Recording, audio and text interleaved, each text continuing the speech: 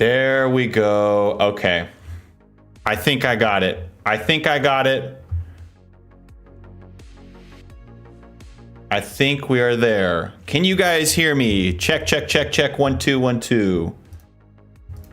Hello, hello. Can we hear me?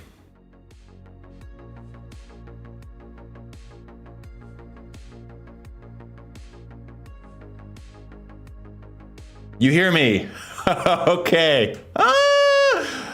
All right. All right, all right, all right. Big time W's. We can hear me? And is the stream, is it? An error occurred. Oh no.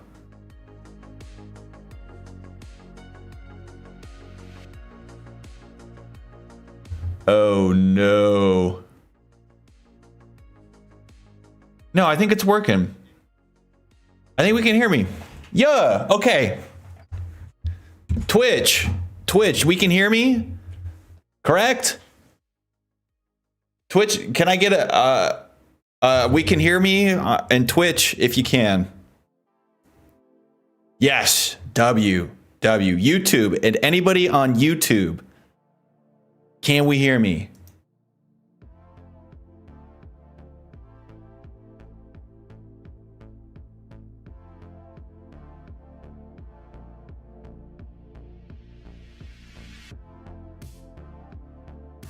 Crazy Kriegs, appreciate it. Okay, perfect. Hello everybody. Hello all. I appreciate your guys' patience as we get this thing all sorted up. Hello Grav Dog, Stealthy, Obi. Hello Obi, Ms. Nancy. Hello, good afternoon everybody.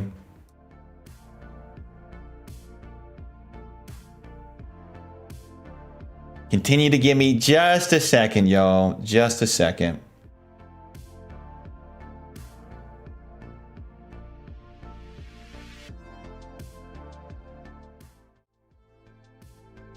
Do.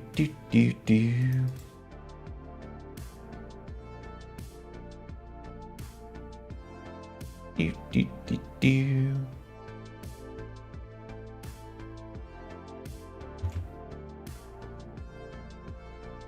Okay. Greetings from Switzerland. Well, hello. Hello, everybody.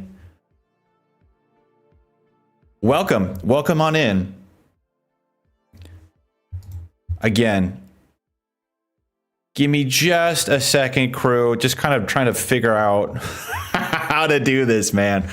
Trying to figure out how in the world to do this. This is the first YouTube stream though, gang. The very first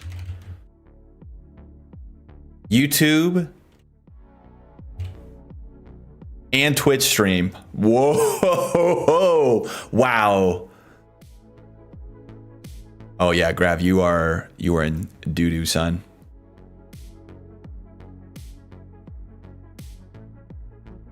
That's deep doo-doo. Deep doo-doo. Greetings from Amsterdam. Well, hello, welcome in all the way from Amsterdam. Welcome in, everybody. All right, I'm gonna try to go full cam. We're gonna see how this does.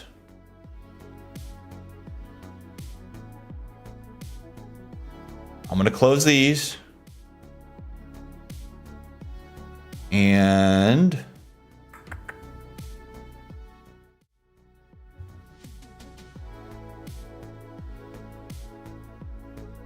hello. Are we live? Ooh.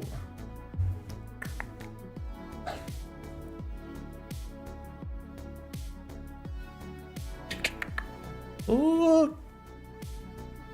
There we go. We're there. Hello, everybody. Show us, dude. Leave my forehead out of this, man. Leave it out of it, please, man. Please. Listen, everybody. Happy Thursday. Happy Thursday. I'm so stoked that it's working. We're working. We're here. We've got YouTube's and Twitch going. Oh yeah. Greens from Bahir. Whoa. We got an international stream today. Sure enough. Sure enough. Oh, no, not that one. Listen, crew, today's a very special day. We are, no, I did not. No, I did not. We got a special stream today. Today is the coloring workshop with Tim. So again, I'm kind of getting my wits about me. We're getting everything all set up over here. And then this is a very, very, very good opportunity to, if you're somebody who's a little bit newer to DaVinci Resolve, wanting to get more comfortable making your footage look good, which is me. Today is the day. Today is the day. So give me just a second, crew. How's everybody doing though, man? What is it? It's only been what? It's only been like a couple days since the last stream, right? Oop. I forgot that I boofed up all my hotkeys.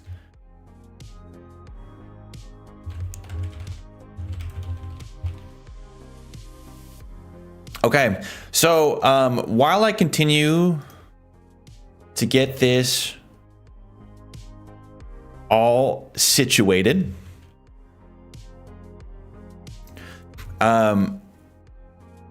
if you guys are going to want to follow along today, exclamation point footage will give you the example footage that we're going to use today, that we're going to edit with. So if you're somebody who's wanting to follow along, exclamation point footage.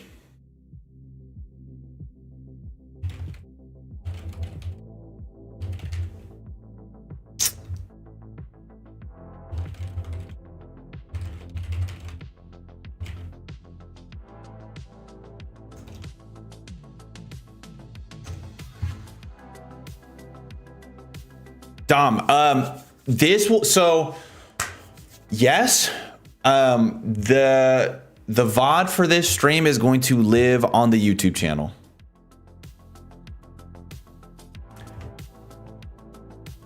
So it'll exist on the internet for a little while. So it's exclamation point footage. There we go. Don't know how to color grade? Me neither. Me neither. Blue, how are you, lady? All right, sorry. My hotkeys are all goobered.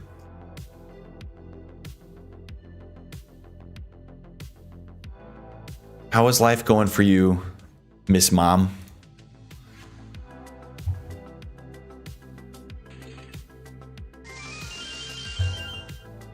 Hey, welcome in. Retired guy, welcome into the stream. Oh, we got a couple follows.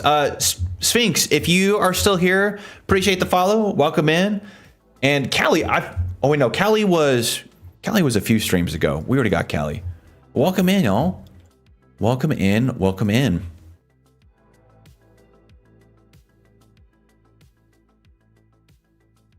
It's going great. Little man talks more Spanish now. Let's go. Me too. I'm telling you, my Duolingo streak is going strong. It's going strong. All right. My project is almost all the way set up over here. Holy, what's going on? Good to see you.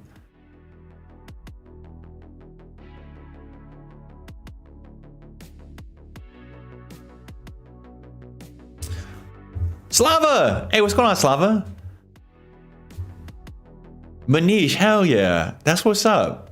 I'm glad you found the video, man. It feels like a lot of people have stumbled upon me and my channel through that video, the keyframing video. Oops. So that's what's up. Manish, what kind of videos you working on? You doing gaming edits? Personal stuff?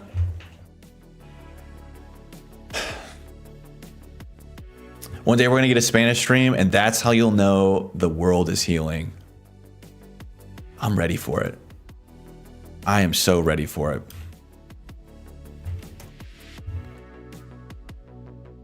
I can't, I'm not going to embarrass myself with Spanish today. Yet.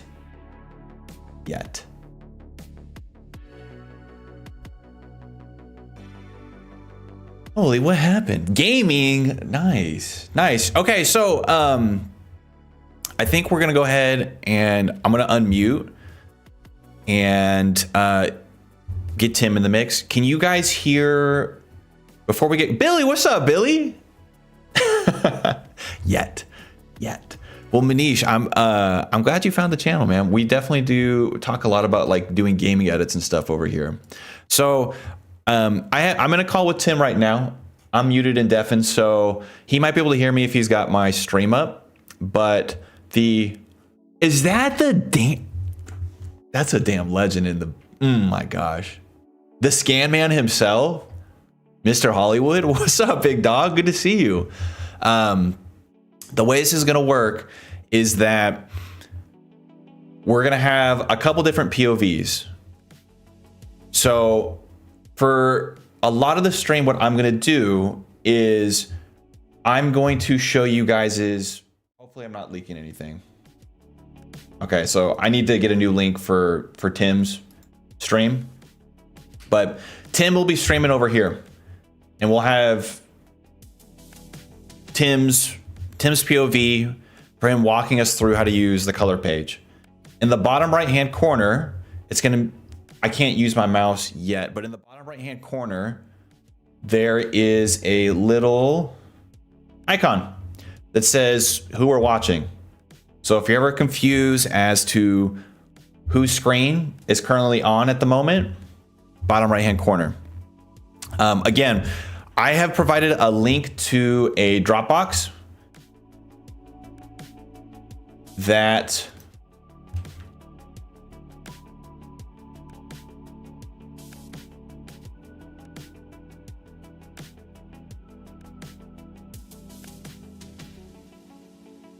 has clips in it.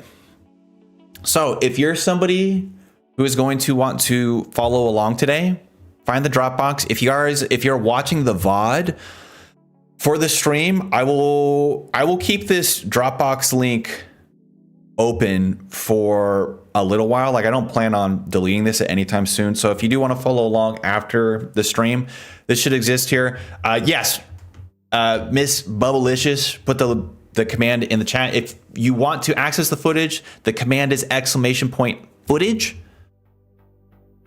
That'll bring up the link, and the password to access it is 789.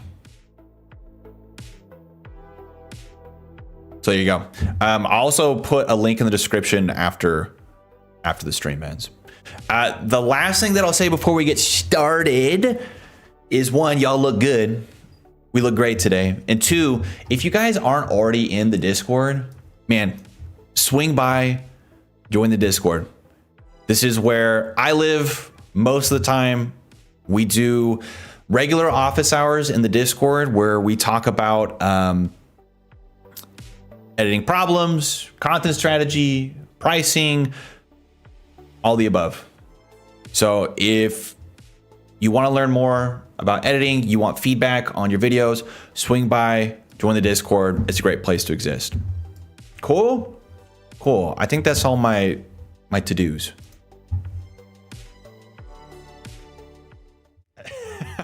I think that's all my to-dos. How are we doing? Is everything looking, sounding okay? You guys look good. Make sure Discord audio is on.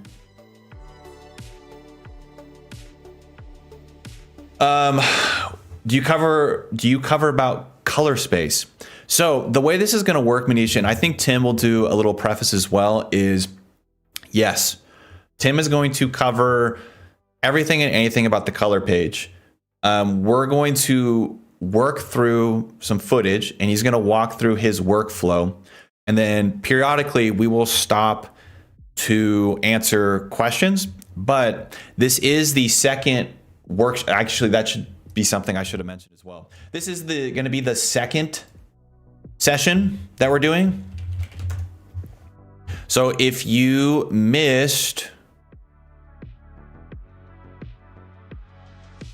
the first go around, there's a video here where Tim does kind of, I would say it's more of a breakdown of the science of the color page. So if you're trying to understand what each button does, how things affect one another, that's going to be this video. So what we're going to be doing today is more of a working session in the color page. Bleakovers, that I think that's a really good idea to make sure we cover layout and all that good stuff. Yeah, we can definitely do that. So I'm going to go ahead and unmute all and we'll get into it. Hello, Tim. Hello. Gotcha. Do you want to share the Twitch chat again or not really? Do you want the stream together thing? The stream together thing. You remember? Oh, yes. I know what you're talking about. Yes. Okay, I will send you an invite. Yeah, the shared chats are great. I love that last time. Yeah. Okay, shared chat. Search. Wait. Invite. Reasons? Yeah, I think Sharuk, I do think I watched that. I remember seeing like this is a lot. I mean, not really, but you know. Okay, I think I invited you. I think you invited me. I think so. I don't think your link worked for me. Your video link. Did it not? It says. Look at my screen. Let me try entering it again. Okay. Are you putting it in as a doc? Oh wait, are you putting it as a source or a doc? Source. Okay. And you're just using the browser source? Yes. Okay. It should work. But it's not though. But here's the thing. It's not. Well, you know what? But here's the thing though. It's not. It could though. But here's the best part. Not. It's not. But here's the thing though. Not. Oh boy.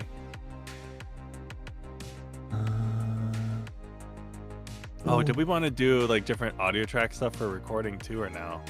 I didn't. I completely forgot about that, but Didn't even bother. whatever. Okay, we'll just keep it as is. It'll be fine. It's fine. It's all fine. So someone loses an audio track. Okay. Bye. Yeah, dude, your thing is busted. You need to fix your thing. Fix the thing, man. All right, I'll fix it. Hold on. It's busted. Oh wait, why did it? Hold on. Do that one. Why did it put the push tag on it? That was weird. Okay. Oh, I see. That one. Okay, that one will for sure work. I think we are officially sharing chats now. Great. Because you're not live? What? It says I'm not live. I should be live. Yeah, I don't know. I don't know about all that.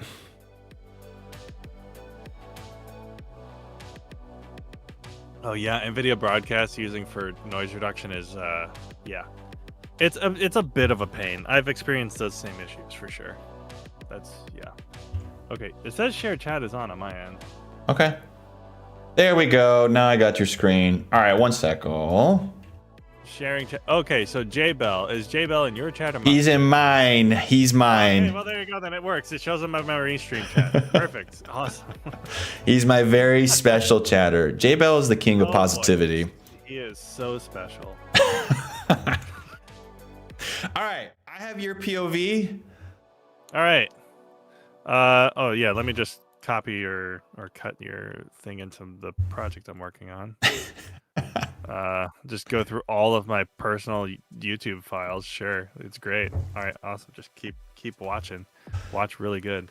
No, listen. I'm hiding all the deets, all that little folder you had right there. I made sure we didn't see it. I look pretty alive to me. Okay, good. I'm glad I'm alive. Thanks, Carrie. Appreciate it. All right. Well, whenever you're ready to kick off the super workshop, go ahead. I will say that Super workshop. The no, it's a very super workshop today. There you go. I got you. I know you're gonna kind of do like a little recap of some of the things that we talked about last time.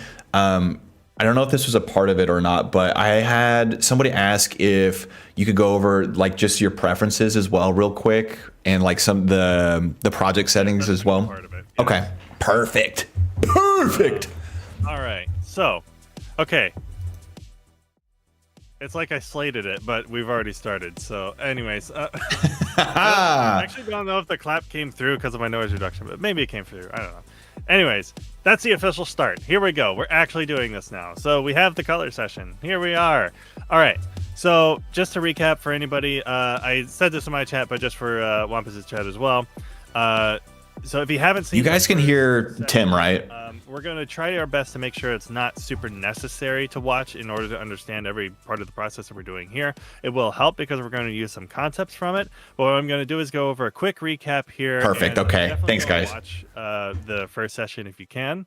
But if you do have any questions on any of the stuff that was from that first session that we're doing in here, please feel free to ask, and I'll do my best to explain it as quick as I can. So, with that said, the recap involves, I'm just going to go to this clip here. So the first session talked a lot about color management and being able to take your footage, like let's say this footage, because it was shot in a log space, we're taking it from what the camera saw and turning it into something that the display can show. That is the whole entire point of what color management does. If you were to just boil color management into a sentence, that would be it. And that can come in the form of using like color space transforms, LUTs, DCTLs, or anything like that. So, Tim, before you go into it, just for anybody who's unfamiliar with you and my stream, do you mind doing just a quick intro on you, yourself, and you? That's right. Yeah, because there's people that don't know either of us. That's all right. Okay, so yes, I'm Camera Tim. I have been a cinematographer and video editor for the past 14-ish years, over 14 Hello, years. Jacka, ya beast. Yeah, so doing anything from like narratives, documentary style, live events. This is Tim, everybody. You name it. And I also do YouTube. This is Tim. Doing a lot of different DaVinci Resolve and sometimes OBS tutorials. And that kind of sums me up in a nutshell. So, yeah. And then Wampus, introduce yourself for my stream, I guess. I am Tim's long lost cousin. Muted yourself again. Oh no. I was being a smartass anyways, so it doesn't matter. Yeah, I don't have any professional experience. Great introduction. So this is why this is so helpful for me. So I am like, I think a majority of people in the stream, self-taught, homegrown, YouTube University. I have been editing for a while in the YouTube space, so I'm fairly comfortable inside DaVinci Resolve itself, but specifically when it comes to the color page, the things that I don't understand are is this good? Why is it good? How to make it good? So that's what I'm really hoping to learn from the guru himself. All right. So that's the introductions. Hopefully that was good for all of you. For those of you that I haven't said hi to yet, hello, how's it going? How's everything? How's life? Welcome in. All right, Rich, welcome in. So now, welcome in. I appreciate it. With the whole color management, Just moved to DaVinci. Well, today's a good day a couple people were asking to watch some DaVinci stuff. Settings. So in preferences, there's not really a whole lot that goes into like how this manages color. The only thing I usually recommend is just making sure you manually set everything. In terms of your GPU process and your decodes, but yeah, just try and maximize everything the best you can, unless of course you run into memory issues. But that's basically the preferences in a nutshell. The real important part actually comes from when you go to File and then Project Settings and then Color Management. So there's a couple things that you have here. If you do use LUTs, a lot of times DaVinci Resolve will actually default in this to trilinear. You actually want this to be set to tetrahedral. That will make your LUTs that you use actually a little bit more clean and accurate. So yeah. And then is Holy MS talking about my audio or yours? Is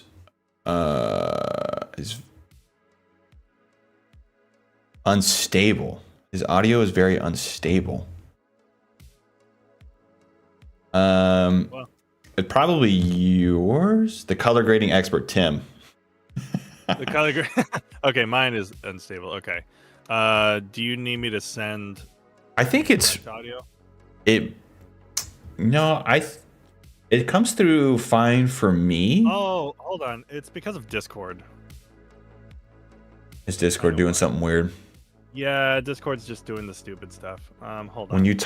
When I talk, he gets oh, okay, guys. So I have a ducker on the other sources so that when I speak, things get a little quieter. I can turn off the ducker for when Tim is talking. Okay, well that makes a lot of sense. That's probably why. Sorry. Yeah. So if you want to hear good audio, come to my channel. Just kidding. Okay, anyways. So on the color management, going back to the color management tab, there are two ways that people work color manage in terms of, well, okay, is it better now? I turned off the filter. You guys hear him okay? Color manage just in a different pipeline. So anyways, there's project-based color management, which is when you set this color science to DaVinci YRGB color managed right here. Let's see if I can zoom in, actually. Is it going to allow me to do that this time? Is it going to work? Are you going to work for me? No, you will not. Thanks, keyboard. I appreciate you. All right. So hopefully you can see it.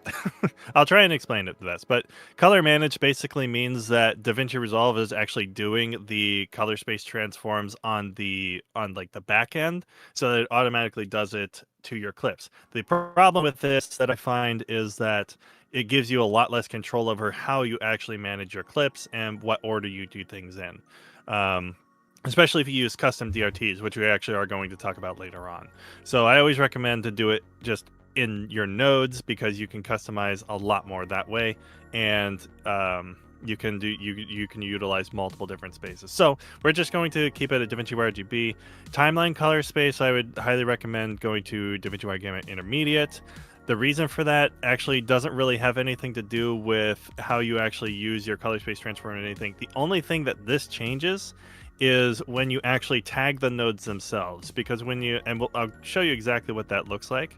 So if I go into the color page here and I right click on a node and go to either color space or gamma and I tag it something else, what that node needs is a way for it to know how to go into this space. So if I tag this gamma to linear as an example, it has no intuitive way of knowing what's before it or what's after it and anything like that. It's just self-contained. So the only way for it to actually know what to go to and from is by that timeline working space that we saw inside of our project settings. So what is actually happening here when I tag a node into a different gamma, we're going from DaVinci Y Gamut Intermediate to DaVinci Y Gamut Linear, and then at the end of the node, it's going back to DaVinci Y Gamut Intermediate. So that's how that is the whole thing about your your color management tab, and then your output color space is just what you're delivering to, just so it knows to expect that when you go to render. Okay. Now, let's actually go to the color page and do some stuff. So before you do that, if I were to leave my timeline color space in Rec 709, what is like the downside of doing that? So basically, if you do that, then when you let's say you tag your node to linear, Babs, right? Well, I see you. I appreciate you, big dog. I'm sorry. Instead of DaVinci, my stream is just what happens is super screwed up right now. But brother, I appreciate you, man. Everybody can see this happening. So I'll just do the proper transform here. This is a Fujifilm F-Log clip, and we're going to go straight into DaVinci Gamma Intermediate. I'm just doing this real quick again for sake of example here. Swap these, and we'll just set this to Rec 79 Gamma 2.4 just to make it look normal. So this is a normal looking image, right? And so now we have this here, and let's say I want to fix the exposure. So what's up, Knox? Good to see you. Linear, and if I bring gain down, now we're operating in a linear space. Now, what happens if I set my timeline working space to Rec 709? Well, let's find out. So let's just go to Rec 709 scene, hit save, and now let's do that same operation. It's slightly different here. Let me actually change while there's an operation intact.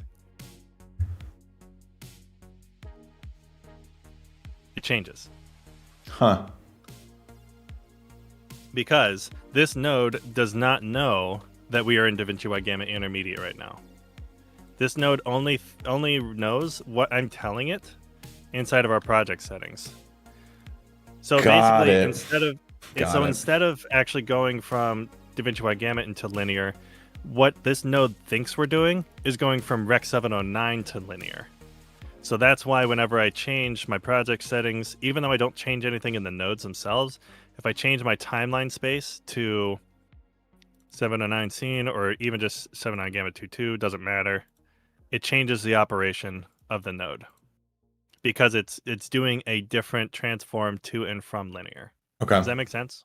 So yeah, because even if you were to set up the sandwich CSTs, the nodes on the inside are still operating on that default 709 color space. So right, by doing the, I guess what I'm trying to say is that setting your timeline color space to DaVinci Intermediate is set up to use CSTs, and you're making the assumption that you're going to sandwich some color space nodes in between, right? Yeah. Okay. And you have to tell Resolve specifically what that space is. Otherwise, it doesn't have any intuitive. It has no idea. T Marquis, what it's doing. What's going on? Happy Thursday. Welcome in. Welcome in. My chat is above the panels. Right. I forgot about that. So I'm just going to do a quick explanation here. Actually, I think we got it. Yeah. Basically, the idea is that this is doing... tagging this to linear is basically just doing a CST sandwich without putting the CSTs on either side of it. That's what it is. So, got it. All okay. Right. But in order to tell it like how it's doing the CST sandwich, that's what this timeline color space is about. So, okay. With that out of the way, I'm just going to go ahead and reset this. We'll get back to this later. And I'm going to open my door because I am roasting in here. Get the door open, man. So hot. I'm just going to reiterate while you're doing that for anybody who is tuning into the beginning of the stream and the idea of a color space transform seems like a lot, the color space, you're like, what is this? Really, really, really recommend going back and watching the previous session. This session is going to assume that you have a basic understanding of what a color space transform is, what the gain wheel adjusts, all that good stuff. Tim, I think, is going to do a good job explaining as he goes along, but yeah, I just throwing it out there because I have a feeling there's a couple people who are newer who are just like, wait, what do you mean, like, yeah, color space transform? Yeah. So, and I can do the quick showcase of this, which actually I didn't realize how much this helped people. Samurai, what's going on? But essentially, what we're doing when we're doing color space transforms, handsomeness is insane. This whole round of course, shape I got right you. here, just I got only you. pay attention to this. This whole round shape right here. This represents what our eyes physically see. And then this triangle in here, this smaller triangle, this represents what your display can show. And then when we look at something like, well, let's actually look at the let's see where to go. So I'm still muted right now, guys. Something like Sony. I'm gonna let Tim continue to chat. S-Log3. This is what the Sony is seeing in terms of color. So basically, what we're doing whenever we're doing color management is we have to find a way to tell it exactly what this triangle looks like. And the CST basically says, okay, this is what triangle we're working with. I'm going to put this color information into this triangle so that our display can actually show it properly, because our display can't actually physically display the entirety of what S-Log3 or any other log profile captures. So what color management is doing is telling it how to go from this to this. This is the first string, guys. I'm pasting a link right now. The whole DaVinci wide gamut thing is we're putting every single one of our cameras. So let's say we had like a Sony clip, a Fuji clip, Panasonic, whatever, and they're all different log spaces or whatever. We can put them all into the same space. So the color space transform can say, okay, I have an S-Log clip. I'm going to map that to DaVinci wide gamut here. And then I can map this Panasonic clip to DaVinci wide gamut. And they can all be the same space. And we can all work on each one of them the same exact Frozen, way. what's up? Happy Thursday. How we feeling? So that all of our tools operate the same. And then at the end of it, we just say, okay, now let's map everything that's in DaVinci wide gamut to Rec 709 for our delivery. So we work in this gigantic space so that we have the most flexibility with how we move our colors and everything. But then at the end, we put it in a space where our display can show it, and it's actually the proper delivery format. So that is color. That is what's physically happening when we talk about color management. Because everything gets so just from my understanding as well, every camera records color a little bit differently because they all have different sensors, different hardware, different software. They all process things a little bit differently. So when we're as grown-ups trying to color manage, we need to make sure that we kind of standardize where the color lives on one, and so that it operates and we can control it exactly the same as the way color is managed in another. And that's by putting the right triangle into the right triangle. Yeah. Kind of, right? And then people, the question that was asked, like in the first session by a couple people actually, is like, well, what if I just shoot straight Rec 709? Does this have any use for me? And then the answer was yes. You just do the same exact thing. You map the Rec 709 to DaVinci wide gamut, and then it just goes right back to where it was. So that way you can still, even if you have a Rec 709 clip, like this one or this one, which we're going to talk about in a minute, we can map all of these clips. This is a drone camera, so this is D-Log, and then this is F-Log, and we can map all of these clips to the same working space, do all the same things to them, and then output them in the same way. So that's hopefully a good recap of color management and why we're doing what we're doing. And aside from that, what I'm going to do with some of these clips is group them. I can't remember. Did we talk about grouped nodes in the first session? So yes, but basically we spent the bulk of it, I would say like 85% of it, talking through the color page, how it works, what color space transforms are, and then at the very end for like 10 to 15 minutes, you kind of talk through like some of this stuff, like group nodes and like post group, pre-group, all that kind of stuff. Okay, so we did talk about it. Okay, so just to briefly recap what that's talking about, just for 30 seconds. So essentially, we have our two tabs up here, which are clip and timeline. This is what the clip means we're doing adjustments on that specific clip. Timeline is you're doing this to every clip in the timeline. Usually don't use that one, but it's there. We can also, if we go to add any of these clips to a group. Come on, result. There we go. Oh, my right click doesn't work. Hold on. I gotta switch. You're good. You are good. Yeah. So if I right click on the clip and then add it into, I'll just add it into, new group, and I'll just call this 709 because it's, this isn't a log format. Now, if we go back up to this tab, we have two more areas. So we have group pre-clip and group post-clip. This means that any clip that's in this group, so if I add this one to it as well, so I'll just go ahead and add. So I'll try to check in with you guys from time to time, but if anything's confusing, please speak up. Assign to group. And now, any adjustment I make on either one of these in the grouped nodes, let's go ahead and remove the gallery real quick. So I'll just move my offset here. You can see if you're looking at the clips, it's affecting. Wait, is that the one and only Kyrie? What's up, go? So that's the purpose of beautiful man clips. And what's great about using this functionality is we can use the same color space transforms or any of our stuff on both of them simultaneously. So if I just set my timeline to Rec 79, Rec 79, and then put them both into DaVinci Wide Gamut, now both of them are in DaVinci Wide Gamut. We can work on them in the same exact space. And then I can just copy this, and then I can go to group post clip, paste that color space transform, swap it, and now it looks like we've done nothing, but now anything we do in between this input and then this output, so basically on the clip section, will be happening in DaVinci Wide Gamut. Okay.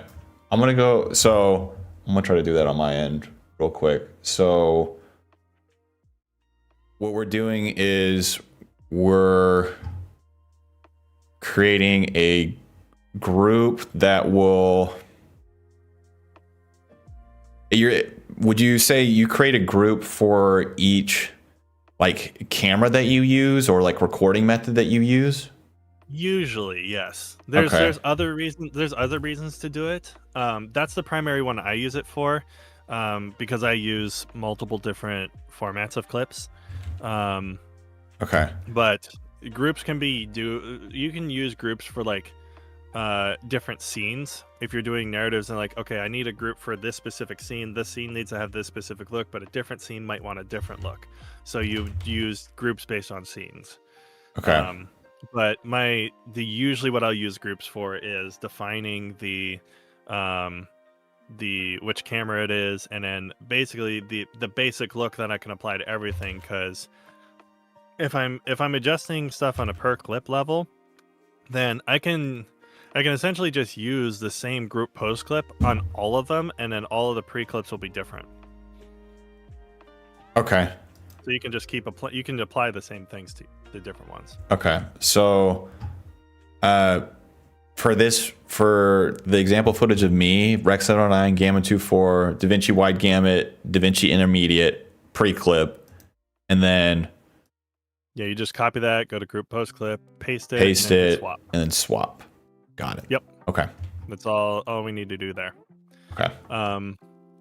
So I did the output gamma also to Rec 709 because I don't think it records in OBS, or I'm assuming it's an OBS recording. Correct. Okay, yeah, I don't think it records in Gamma 2.4, so I just do Rec 709, Rec 709, keep it simple. Okay. There's nothing wrong with setting it to Gamma 2.4, just to be clear, but that's just, so, I mean, you can keep it like that if you want, but it's not going to make a difference. Okay. A huge difference, I should say. Okay. So, with this clip in particular now, now that we've done Kyrie, this, I'm with you, man. this is when Tim moves quick, man, so I'm struggling to keep up. But that's why I think these are good, because... So, in terms of how we actually want to approach, all right, when I look at this image, Tim's pretty advanced, so I can kind of take a step back and ask questions. What needs fixing? How do I know what I want it to look like? So this goes back to the process of like what order you do all of your stuff in. Now, typically, if you're doing something narrative or documentary wise, usually you'll do the look development part of the process first. But sometimes when you just have a webcam or something, that look development process doesn't really exist. At least not always. So what we want to do now is look at this and say, okay, we have our color management in place. Now, I can tell that this is a little bit underexposed, so I'm definitely going to want to like take a look at my waveform over here, and I can see most of our image down here is pretty low. Like we're looking at, I can expand this too just so it's much easier to see. But most of our image is living down here lower in the exposure range. Like there's only reds even going above 60 IRE or 60%. So we want to raise our exposure. Now, the best way to do that, if we were paying attention at the beginning, is just by right-clicking our node here, going to gamma, and then setting it to linear, because this is going to essentially reverse engineer the process of how cameras record. So we're going basically back into a space that our eyes actually see in, so that we can do as photometrically accurate of an exposure adjustment as we can. So there's another thing that we are going to want to fix with this, which is our white balance. So we can make another node from here. First, let's label our nodes, because labeling is important if you want to know exactly which one's which. So we go to node label, and I'm just going to call this EXP for exposure. So then we'll just press Alt S, and let's just call this one, we'll call this one balance. So we'll label this as balance. And this one's also going to be set to linear. And then this concept is a little bit tricky to understand, but on the balance node specifically, in our primaries, we'll want to turn loom mix down to 0. And the reason for that is, if you notice on our, I wish I had my zoom ins working. It's kind of annoying that it doesn't. But if you notice on our lift, gamma, and gain specifically, there's a 4th channel here. So we have our red, our green, and our blue channel, but there's also this 4th channel here, which is our luminance channel. Now, if luminance is set to 100, this adjusts our brightness right here without adjusting the colors. But if I have lumix set to 0, this does nothing. So lumix is basically how much influence this toggle has on the overall image. It's the same with the curves too. So if I unlink these and I'm only moving this, it's not going to do anything. But if I, move my reds, my greens, blah, blah, blah, those do what they're intended. But if I turn lumix on, then this does in fact move it.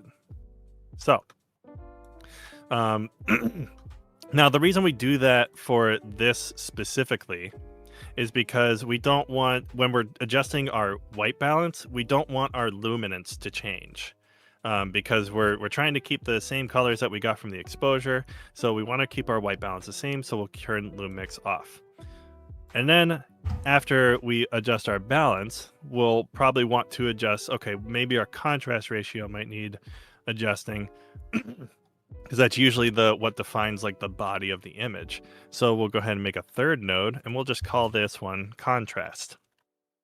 And we don't need to label this anything specific. This one, you can do contrast, and there's really 3 primary ways. There's probably more actually that you could use, but the 3 primary ways, the easiest one is just by adjusting your contrast and pivot. There's also, you can do it by lift, gamma, gain, or you can use your custom curves, and we'll explore that in a second. So with just about any given node tree that you have, these are going to be your 3 most influential nodes at any point of the process. And you'll probably do, in most cases, not every case, but most cases, probably like 80 to 90% of the entire grade happens here. And I can show you exactly how that works right here. So with our exposure, we obviously want to bring our exposure up. Let's just look at this and see if there's any weird exposure stuff. No, it looks pretty normal. So go to here. And let's just bring our exposure up by bringing our gain up until we get to somewhere that looks kind of normal. Now I'm looking for where his skin tone reaches like right around the 50 to 60% area, roughly. And we're going to fix this peaking on the red here too. So wait, so how are you looking at skin tone? The 50 to 60 skin tone? Yeah, roughly. Sometimes you can go up to 70 if you're like really white. Or if that's like the intent. But generally like around 60% is roughly, again, it very much depends on the person's skin tone and the creative intent of the image. Like it could be anywhere from like 20 to 90. But in this instance, we're just trying to get a balanced image. So we're just going to push our exposure up to probably, let's just say 3 or here, which is about 1.5 stops, roughly. So now that our exposure is kind of in place, let's go ahead and go to our balance node. So you did gain all the way to 3? Yes. Okay. 3. So we have that. And are you looking at, so when you're looking at, I have my I can't remember the phrase for it, but like the qualifier, the little preview. The display qualifier. Yeah. Yes. So you're looking at the average between RGB, or are you looking at just the roughly speaking, I mean, it's a mixture of that and looking at the rest of the waveforms to see if the whole image feels balanced. Okay. Now we're gonna some of this is going to level itself out because the reds are very high right now. Mm-hmm. But once we do our balance node and actually like get this to a proper white balance, that red's going to come down a lot. So the first thing that we do is typically like we just want our exposure to a somewhat balanced state across the whole image. And then we move our balance because it's going to be much easier to see where our color balance should be once our exposure is in place. Exposure is always the first thing you're looking at in an image. You want to have where it looks proper, because if you're trying to adjust white balance on something that's very underexposed and all of a sudden you move your exposure up and now everything looks completely out of whack, well, that's because we didn't actually have a proper context for what the scene actually looked like. Okay. If that makes any sense. Kind of. So for me, when I'm going to be doing other footage moving forward, the thing that like I'd like to get more comfortable using the waveforms. I know color is oftentimes like it's a very much like a feel thing, and it's, you know, kind of iterative back and forth for a lot of things. But like if this was me doing this, probably where I would stop is like, I guess around like 2.5. And then that, because like when I go to 2.5 on the gain, I feel like I still have wiggle room at the top for increasing exposure. So if I were to qualify this for me as in terms of like steps to follow, I'm hovering my qualifier tab on the skin tone and then looking to bring it up so that it's somewhere in like the 50 to 60 range ish. Am I making sense or not really? Yeah, you are. Okay. And that is a relatively good way to think about it. I mean, this is part of me just having done this a number of times. But like knowing where that red is floating right now and knowing that's going to come down once I actually balance everything, because I already know where this is going to land. But in terms of like your overall exposure, the other thing that you need to consider is the contrast. Unless you like pin middle gray, which is another topic we can talk about in a bit, your contrast might change it too. Okay. Depending on like which tools you're using and why. So, yeah, with exposure, I'm just trying to get an overall balance of the entire image so that when I actually do get to my contrast, then I can adjust the whole image. Like I don't have to move the image around as much in order to get to my desired result. Okay. So, you'll see. When we get there, you'll see what I mean. Okay. So let's go to our balance node and let's switch over to our vector scope, and I'll bring this big so we can see. And balance node, the only thing we have currently set is lumix to 0, and the color space and gamma. Gamma is linear. Okay. Yeah, just gamma linear. Okay. Right. So, let's go ahead and pull this up, and I'm just going to do 2 times zoom and showing the skin tone indicator. You don't necessarily have to do this part. This is just so the stream can see it a lot easier. But the skin tone indicator is really good to have though. So again, we can do and if we select this top right button up here, I know the chat is kind of blocking it. You can still see it. There's this display qualifier focus, which if you have that enabled, then you can run this over and see where your skin tones are going. So the interesting part is like our skin tones are hitting around the white right line, but obviously with our colors, they're being pushed way up in the reds and yellows, like way far. So we want to pull that down while keeping these skin tones intact. And the easiest way to do that on our balance node here, again, since we're in linear, we'll go to gain, and we're just going to pull it. And the great thing with this vector scope is it basically directly corresponds with our color wheels. So whichever direction we pull this, it's going to follow that exact direction.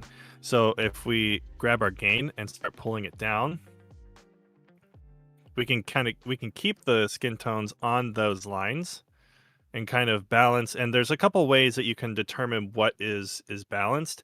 Usually what I'll do, if I don't have a good reference for what is actually white, what white should look like, especially if there's mixed lighting sources, a good rule of thumb to get you in the pretty decent spot is by just this white blob right here is kind of getting that to a decent center point where everything feels a little bit more balanced. There's colors going in different places. There's good color separation, and we're feeling good about it because now that with that one adjustment, we went from this down to here. Yeah.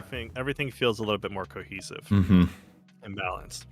And we'll get to overall saturation in a minute, but that's saturation. It's not necessarily secondary adjustment, but even just so we've done 2 steps here. So we adjusted our exposure here to get it to a balanced spot, Mm-hmm. and then we adjusted our color balance to get it to a proper white balance here. Now, if we look at our waveform, we still have a decent amount of red, but it's definitely not anywhere near as high as it was. And skin tone is going to lean more red than anything. Okay.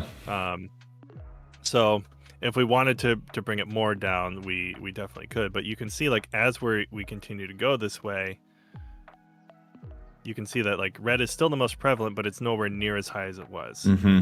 even when we increased our exposure that much. So we have a pretty good reference point for our balance here. So this is what we've done so far. See how much in just 2 nodes we've gotten it to like a normalized image. Now we can go to our contrast. Now there's 3 primary ways that we can handle contrast here. So we can just move our contrast and pivot. That would be the easiest way. So if I just start increasing contrast or even decreasing contrast, that's also valid, because sometimes you might have places in the dark where that are like a little bit too much. But we'll just go ahead and increase it, and then we can adjust our pivot point to adjust where that contrast is applied. Now, there's a nice little trick with this contrast knob here, or this pivot knob here. If you know, well, I mean, in DaVinci Wide Gamut specifically, in DaVinci Wide Gamut, we actually know what the pivot point for middle gray is. And the reason adjusting contrast from a pinned middle gray point is important is that whenever you adjust contrast with that pinned point, your exposure doesn't change. So the pivot point for DaVinci Wide Gamut specifically is actually 0.336. So if we set pivot to 0.336 and I moved my contrast, see how even though we're like adjusting contrast here, the overall exposure of the image is not changing. So that's one nice little detail you can use if you wanted to pin middle gray. So just an option. But anyways, that's contrast and pivot. That's like the quickest and dirtiest way to do it.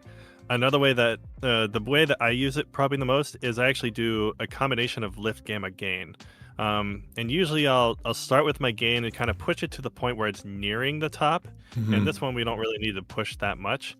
But the next thing I'll do is actually just bring my gamma down. And what gamma down will do is kind of add a little more contrast and body to the image. So I'll push this down till it like starts to like feel pretty squeezed, and then just start bringing my lift up to bring some life into those shadows again. And I can do that a few times and just like rotate between them. Is the contrast node in linear as well? No. Okay. So this is normal.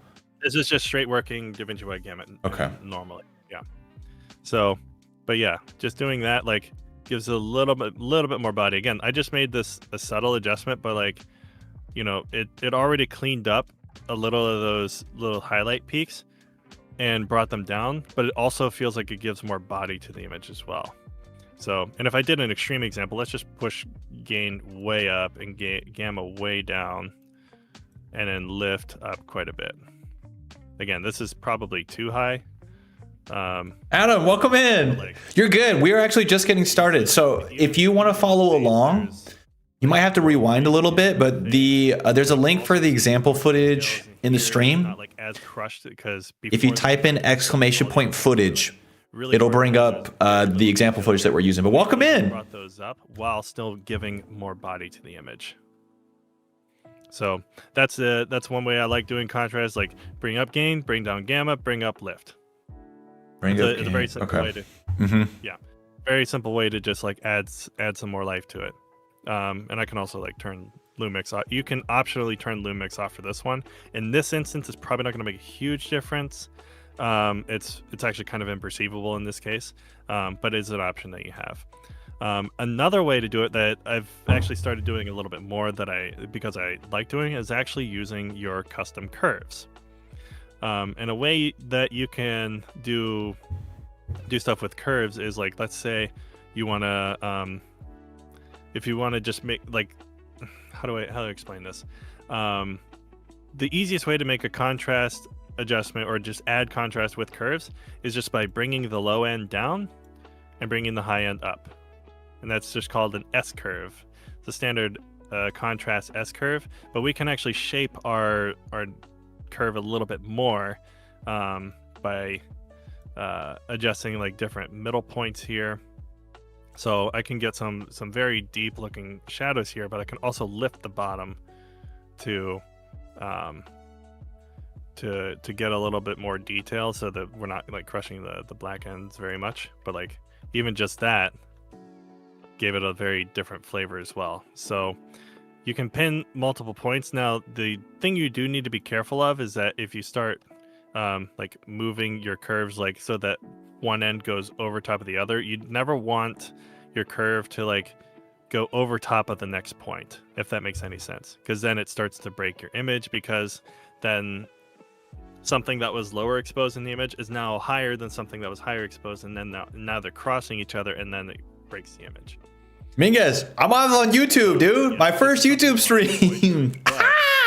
We're doing it. Curves are a great way to shape the overall body of the image. It's becoming a more favorite way. And then another thing you can do with it is like, let's say we wanted a low contrast look. So I can actually like decrease the space we're working in. So you don't have to do this part, but I'm just going to bring these down, but bring this here and up. What's up, YouTube? It's your boy, Big Stinker. Nice faded look, but there's still a lot of contrast in this image, as opposed to this. This looks like there's less contrast, even though this space is a little higher.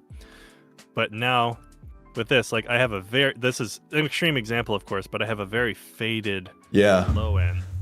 But because I'm basically shaping this middle point here, and this middle point is mostly where that contrast is going to show the most.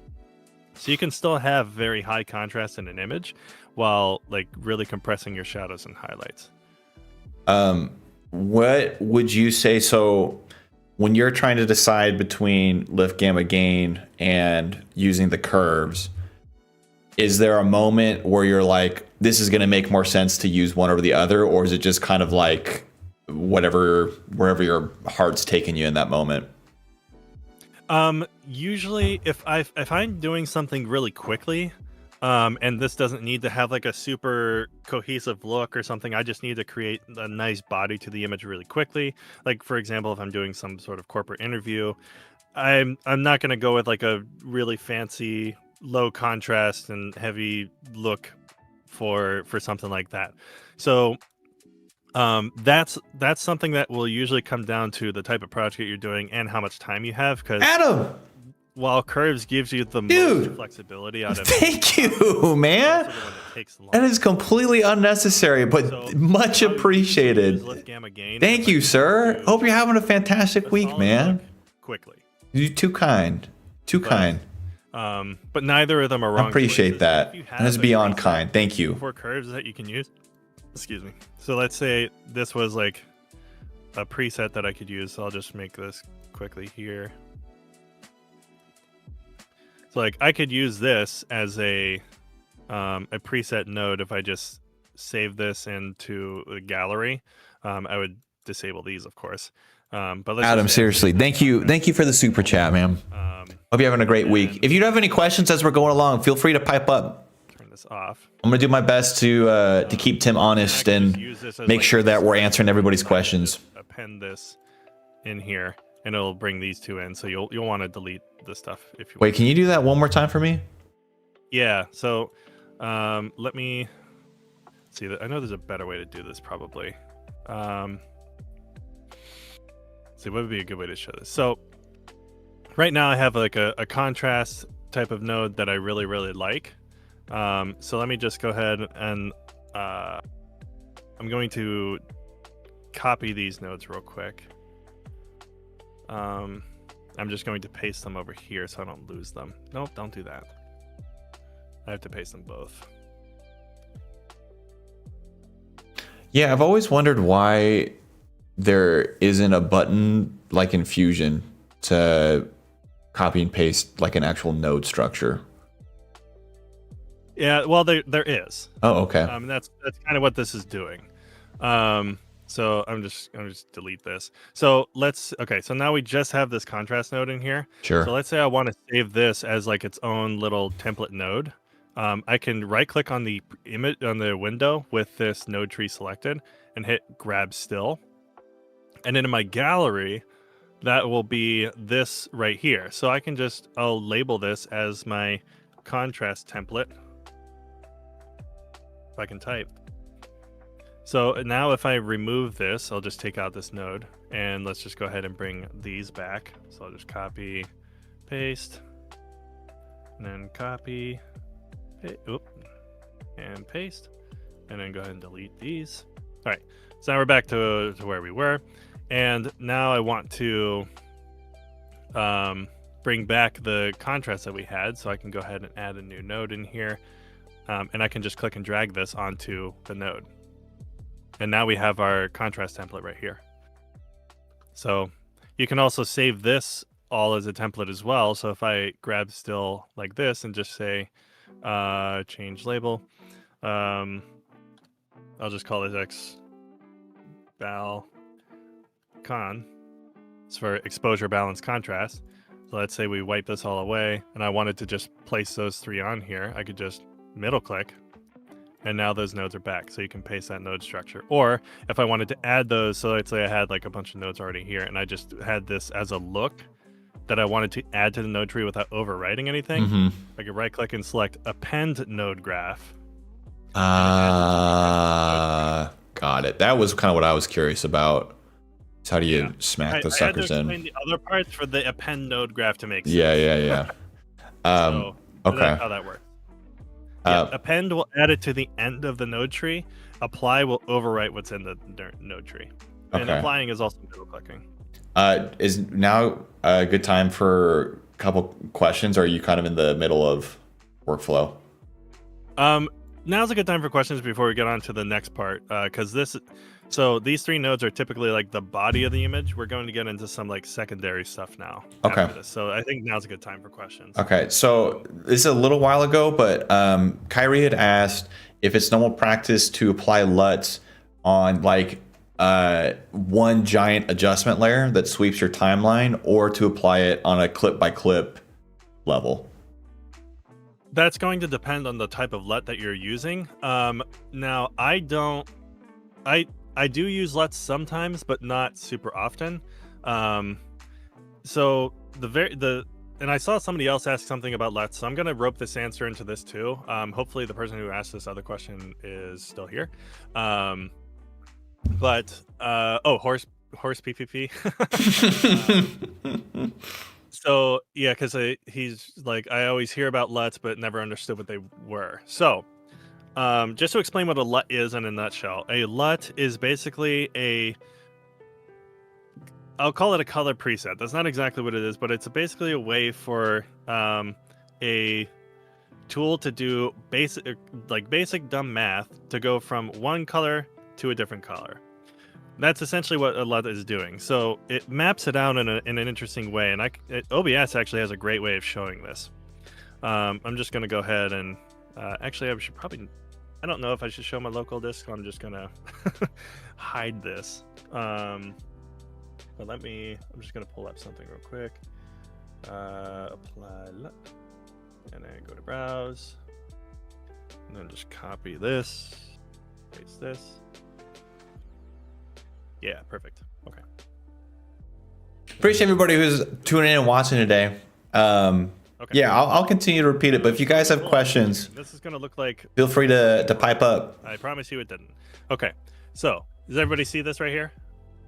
So this Slimmy! Right is basically like OBS's handsome devil 2D interpretation of a 3D. What's up, man? Good morning. In that terminology, basically what this is though is like if I was to use this as a LUT, this is something that wouldn't change the image whatsoever. So this is basically a map of like 512 pixels. So this is what is it called? I want to say a 33-point LUT or 64. Anyways, that doesn't matter. Essentially what this means though is that if I made changes to this file right here, and let's just say I wanted to do an orange and teal look, or something like that. What I could do is, let's just do orange highlights as an example. I could do this to the LUT file. I make adjustments, the same adjustments I would make to an image, and now you can see how this changes. So what a LUT is doing is it's comparing this, so this is the original image, and then it's going to look at all of these color values and say, okay, I want to change them to this. So it does that. So that's basically what's happening. If I go ahead and just go in here and I go to LUT stealth, and then let's just say I wanted to get texture maps out of your mind, man. Just add We're doing color page. It's basically just looking at those. You love it, man. You love normal maps. Okay, based on this value, I need to change it to this value. So it's basically like a before and after comparison. That's essentially what a LUT is doing. Hopefully that makes some sort of sense, but it's basically just doing dumb math to say I'm going from this to this. There's nothing intuitive about a LUT that knows what you're doing or whatever. In my head, I don't know if this is backwards thinking, but I think of LUTs as just like a conversion table. So like if you were to use a LUT, it's looking for like, okay, reds, we need to make reds lighter. Blues, okay, look at the blues, we need to make them darker. But from my understanding, it's like a pretty aggressive process when you're using a LUT, correct or no? It depends. Well, that also kind of depends on the LUT, but not really. Okay. LUTs are usually pretty light because the math is actually not that crazy. Okay. It depends on like the density of the LUT and like how precise you're getting with it. So, because like some can be like super basic, and that takes like absolutely no processing at all. And some can be like have significantly more points of change, but a conversion table is basically correct. Okay. So it's either like you're making certain pixels brighter, darker, or shifting the hue in some sort of way. So like reds are shifting more towards orange, blues are shifting more towards cyan, blah, blah, blah. The LUTs can do pretty much all of that. The biggest thing about LUTs though is like, if you are using LUTs, like make sure you're getting them from reputable sources. Because a lot of people will just like do this to an image and then ship it off and sell it. Got it. Don't do that. So there are things that make LUTs really good. There are also things that make LUTs really bad. And there's different types of LUTs too. Like there are technical LUTs for the conversions. So like manufacturers of cameras will have their own LUTs to go from, let's just say S-Log3 to Rec 709. Like those are pretty standard, and those are usually typically pretty reliable. And there's also different LUTs that have different looks and use cases. So you can, and usually if it's a LUT that implies a certain aesthetic or a specific look, you're usually placing that at the end of your node tree, either right before or right after your last CST, depending on what it was designed with. So as an example, I actually have a couple examples here. So like there's this LUT here from Frenchy Color Grading, actually. I think I have it in here. Shout out Frenchy. I really hope. Yeah. I really hope I have it in here. Is it in here or not? I thought for sure I had it. I don't. I'm sorry, Frenchie. I thought I downloaded it. Wow. She has a really good Bangkok LUT. Everybody should download it. I know I've used it. I just don't know where it is right now. Anyways, I have Colin Kelly LUTs. This will be the same exact example. It's fine. Okay, so there's these 2383 LUTs that he's designed. So in this instance, this LUT was designed in a DaVinci wide gamut space, and it's outputting a DaVinci wide gamut space, meaning it was designed with like within those constraints, and doesn't have any sort of other transform on it. It's just working inside of DaVinci wide gamut. So if I use that LUT here, the LUT's working properly in this space. But if I put this LUT over here, then it's obviously not working properly because it wasn't designed for Rec 709. It was designed for DaVinci wide gamut. Now there are a bunch of other LUTs in here. Let's see. Let's try film looks because I think these are the standard ones. So yeah. So if I do the 2383 in Rec 709, now this one's doing what's supposed to. This one's a more aggressive one, of course. But if I did this. How are you hotkey dragging in? Rafa! Hello, Rafa. Sorry. I was like, I don't know the Rafa button. Huh. No, Rafa is not a button. He is an amazing human being. He often moderates for Colin Kelly. Oh. He's great. He knows a lot of what he's talking about. I know I betrayed Frenchie live and I'm a horrible person. Anyways, so yeah, like if you were to use this Rec 709 LUT inside of DaVinci wide gamut, obviously it's not going to work. So again, you need to understand what your LUT was designed for, designed in, and and usually it's, if you're using it for it to get a specific look like a 2383, then typically what will happen is you put it right before or right after, again, depends on what it's designed in. You put it at the end of your node tree so that you can basically grade under the look is what they usually call it. Okay. What was the hotkey for dragging the node out of the pipeline? E. E. Oh, that's a weird one. Yeah, it's very unusual. And so with the Lumetri color stream, it doesn't exist. If you were to go and like you're purchasing a LUT, is it safe to make the assumption that 99% of them are for like the general population and are meant to be used for like Rec 709, not in the DaVinci wide space? This is going to get me in trouble. I would say 99% of them shouldn't be used. Ooh, okay. Because a lot of people have a very heavy misunderstanding of what the purpose of a LUT is. Because there are multiple purposes for it. But like, it's the thing is, you have to know that your LUT came from a reputable source who knows the inner workings of how color science works. And the reason for that is because you can get a LUT that was just like made by some big YouTuber or something, but if he doesn't actually know how the inner workings of how like all the math behind how DaVinci wide gamut or ASIS or whatever pipeline you're using, then the problem becomes is that when you put that LUT onto something, or he or she doesn't understand how that LUT was supposed to be applied, then somebody else might buy that LUT, use it for a purpose that wasn't intended for, or even if it was for the intended purpose, but the person who designed it didn't understand the full scope of the amount of, like, didn't do enough testing, like stress testing to see, like, okay, does this actually break the boundaries in some certain clips? Does it not? Then that's when it can definitely cause a lot of problems. So, like, kind of long-winded answer to say that, like, LUTs are one of those things you want to be very, very careful when you buy them. People I do recommend buying them from are people like, obviously, Colin Kelly. Frenchie's very reputable. She knows exactly what she's doing.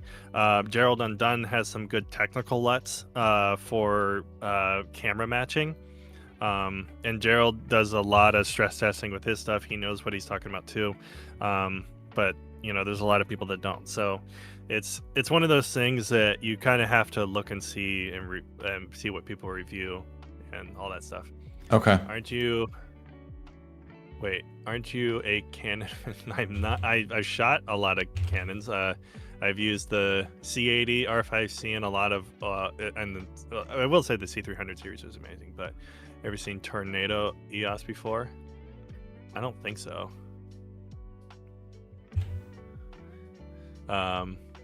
Okay.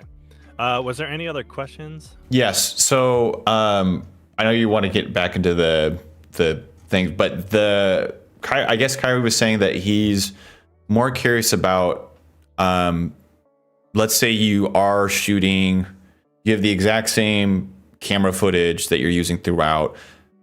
Should you color grade with one giant adjustment clip, or should you go clip by clip? Mm-hmm. I don't like the adjustment clip approach. Why? Personally, I do. So it's because you don't see it on your node tree in the same clips. What do you mean? It's a completely separate workflow. So, like, as an example, and okay, let me be clear. I'm not saying that's the wrong approach. It's not a wrong approach per se. You just have to be very careful with when you do it. So what he's talking about, what Kyrie is talking about, is Kyrie here? Anyways, adjustment clip over top of all of your footage here.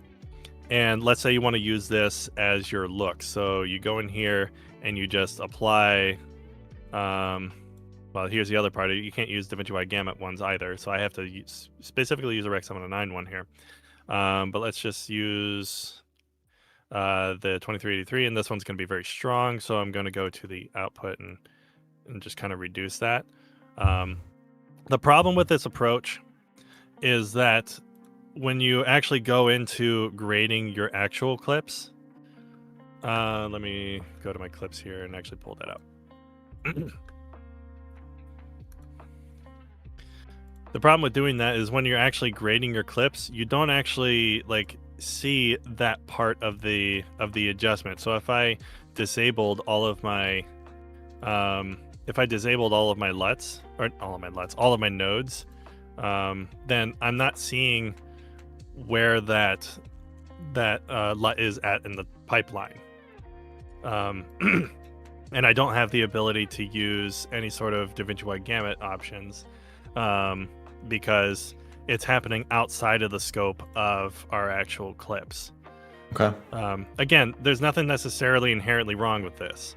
You can very well do it, and you can probably even do the CST sandwich in here if you want to apply the look across the whole thing.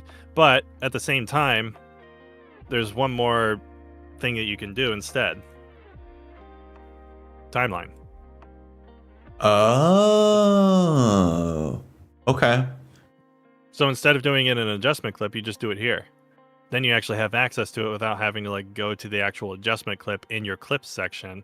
You can access this timeline from any clip that you're on, and this will be the same. So if I, excuse me, sorry for my throat right now. No, you're good.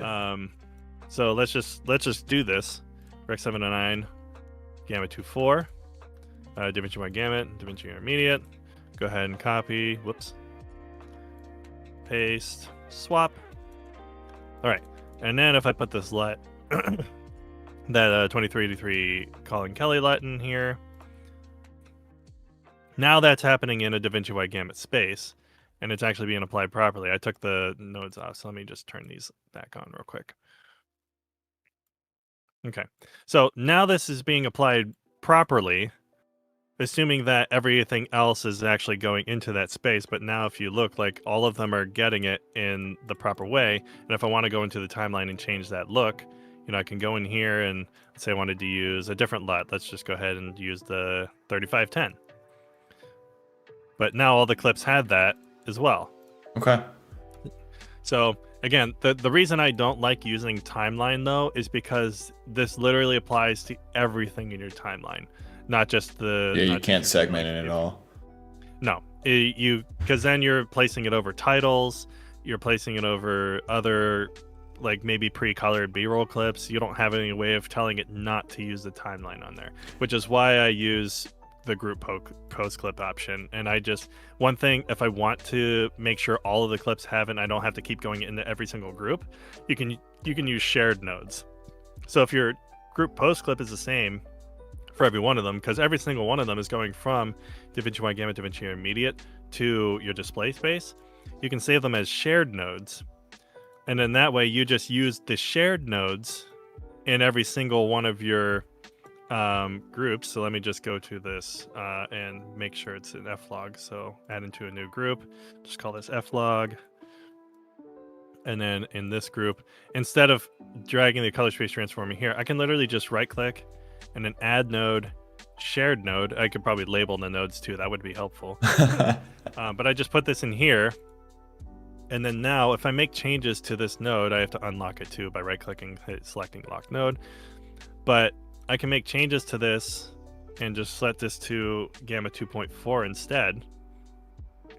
And now this one's set to Gamma 2.4 as well. And these are two different groups. Like an instance. So that's one way. That's one way you can still do like a timeline-like effect without actually using the timeline, which would be shared nodes. So my one follow-up question to this, and then I'll let you move on, is let's say I was to use the adjustment clip method. If you film something in F-log or S-log and I put an adjustment clip over it, does the adjustment clip properly do the color space transform on that, or do I have to apply that on the clip itself? So the order of operations that happens is this will run through. I actually don't know about the timeline part of it. Let's assume that we're not using that's fine. Just because I normally don't. So the order of operations is that the clip itself will run through the group pre-clip, the clip, and group post-clip before the adjustment clip hits it. Okay. So go ahead. So one way you could do it is instead of output, like if you were to use the adjustment clip method, which again is not the wrong way to do it. I just personally don't like it because it feels limiting, but it's you can technically do it. One way you can approach it is instead of doing the output transform on the group post clip for each one of the groups, you do that in the adjustment clip. Okay. So that is a way you can circumvent it. But again, if you're trying to design a look and maybe some cameras needs specific adjustments to match the other ones, instead of doing it on a clip level, it's nice to do that on a group post clip level. So I mean, again, it just depends on the workflow. But I usually like having everything centralized in this area so I don't have to go find that adjustment clip in here. Yeah. Because that's really the biggest drawback is you're having to spend time finding that adjustment clip and then making the changes there, then going back to the clip you were at. Whereas if you do the shared nodes in a group, you can do it in whatever node you're on.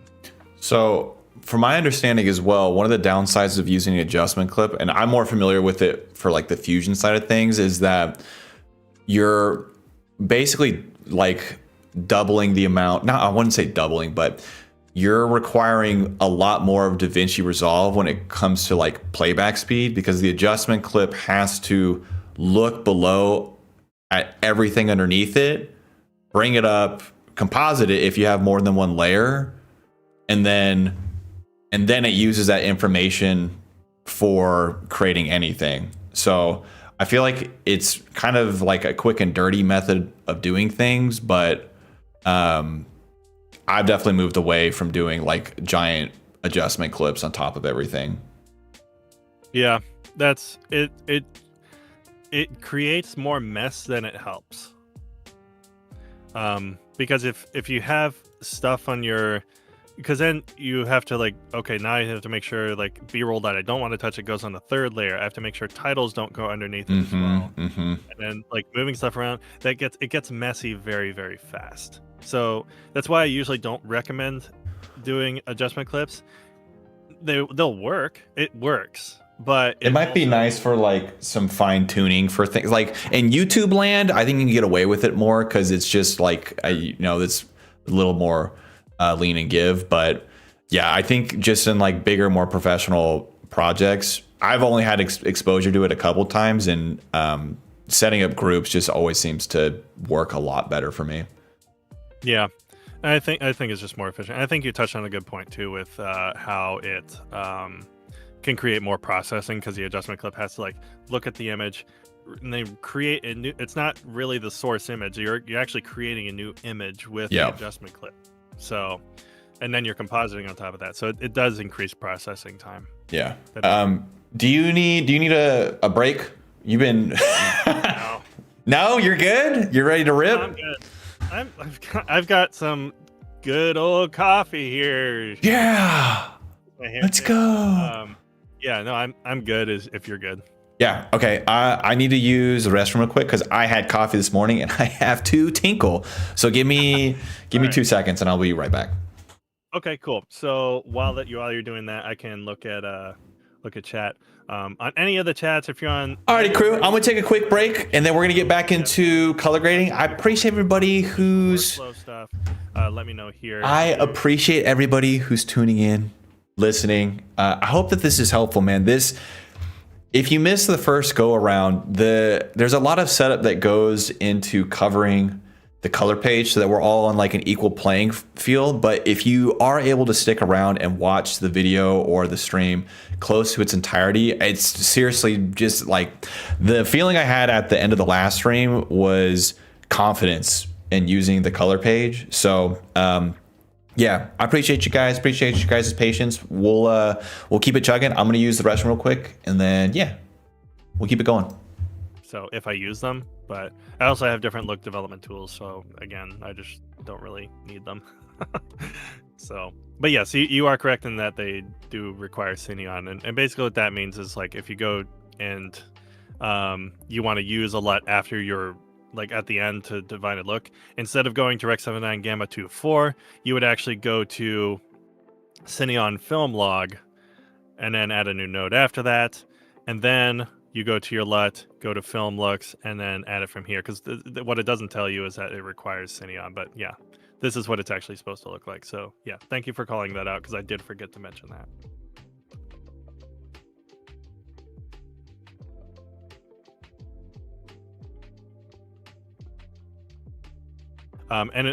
And the other part is in my personal workflow, I actually never use color space transforms as your output to go to Rec 79 to Gamma 2.4.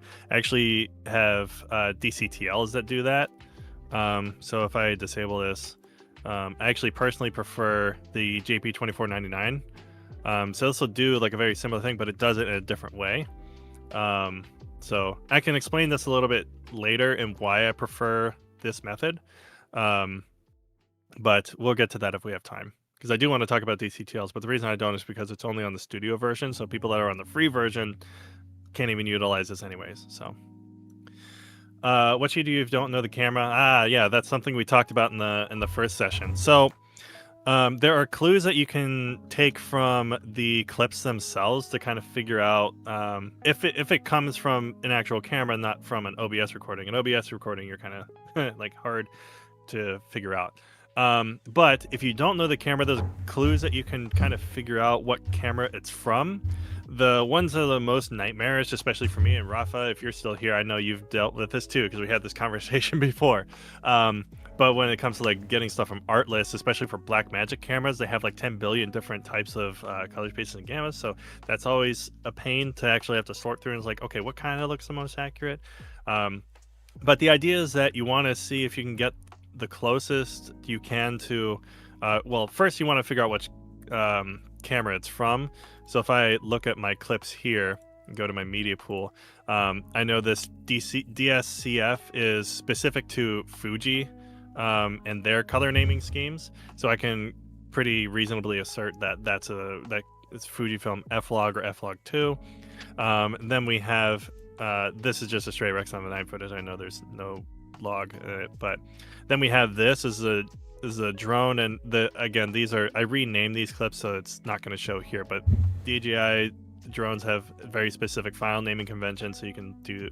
So I just know this is probably a DJI D-Log M or D-Log.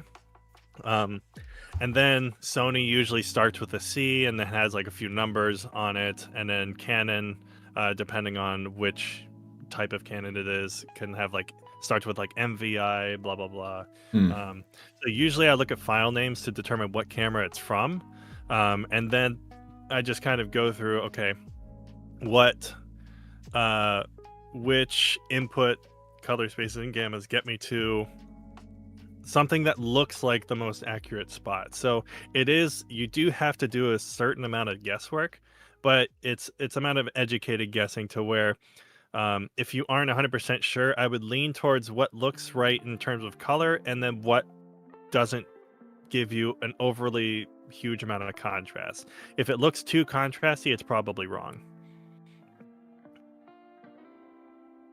Hell yeah. That's usually where I default to. All right, I have piddled. I am ready to color. Oh, well, okay. You got me excited. I don't know why. Listen, man, reel it in. Yeah. Look for the metadata stuff and keep a mental note for the future. Yeah, if there's metadata on it, that gives you a lot more indicators, but most of the footage I work with doesn't have that type of metadata in it, so I have to look at the file names and kind of make a reasonable guess. And one thing that can be hard with Sony footage is the difference between S-Gamut 3 and S-Gamut 3 Cine. Listen, y'all, I have no idea about S-Gamuts or any of that. So this is where I'm at. But it is different, and that one I've had a hard time. I got my 3 nodes. Out too, but this is me. We're over here. At the end of the day, like I'm gonna try to keep my footage as close to Tim's as possible. Then I'm gonna try not doing it at all. So you can still get to a reasonable I'm gonna try. conclusion. I think at the end of the stream as well, we might try to have somebody submit their footage that we can practice with some other stuff. Colory stuff. Okay, but so now that sounds like we're getting back into it. This in its current state. Do I still have the adjustment clip on? No, I don't. Okay, good. I didn't think I did. So yeah, we got this to like a pretty solid looking image, but is there more that we can do with this? And there definitely can be. So now that we've gotten our 3 primary adjustments here, there's a few more things that we can look at doing. Now I'm going to start talking about what nodes are and how they can differ, because there are different types of nodes.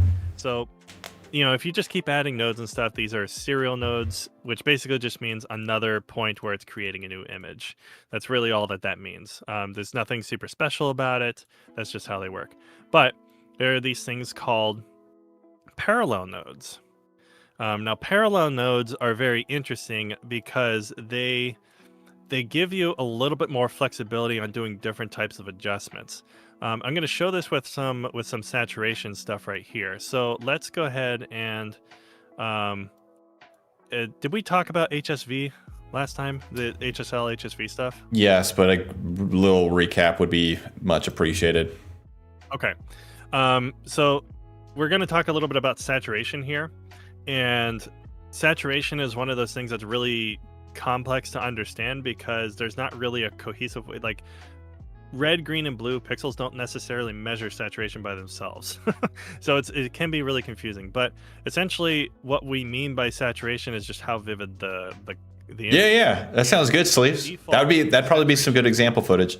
Actually give like kind of the opposite effect that we want, because they don't behave like normal real life colors do. Because if you look at something in real life, like if I look at this can here, if I am looking at this just purely from a light perspective, if a color gets more, like if there's a thing that has more color in it, usually the more color you add to it, the darker it gets, right? Like if you're doing a print job and you want something to give more and more color, overall that color is going to be darker because there's less light bouncing off of it. That's how saturation works in real life. The more vivid it is, the darker it is. But the Resolve's primary saturation doesn't function that way. Resolve's saturation will make pixels brighter. So just to demonstrate this, if I move my saturation and my primaries up here, you can see that our it just looks like everything's being pushed, and you can see our reds are being like pushed up into the ceiling, and it just looks it's almost video-y and just looks kind of nasty. But if we do it in a way that's more simulated to real life, also known as subtractive saturation, again, the more vivid a color is, the darker it gets. We can right click on our node here, go to color space, and we can actually set it to HSV.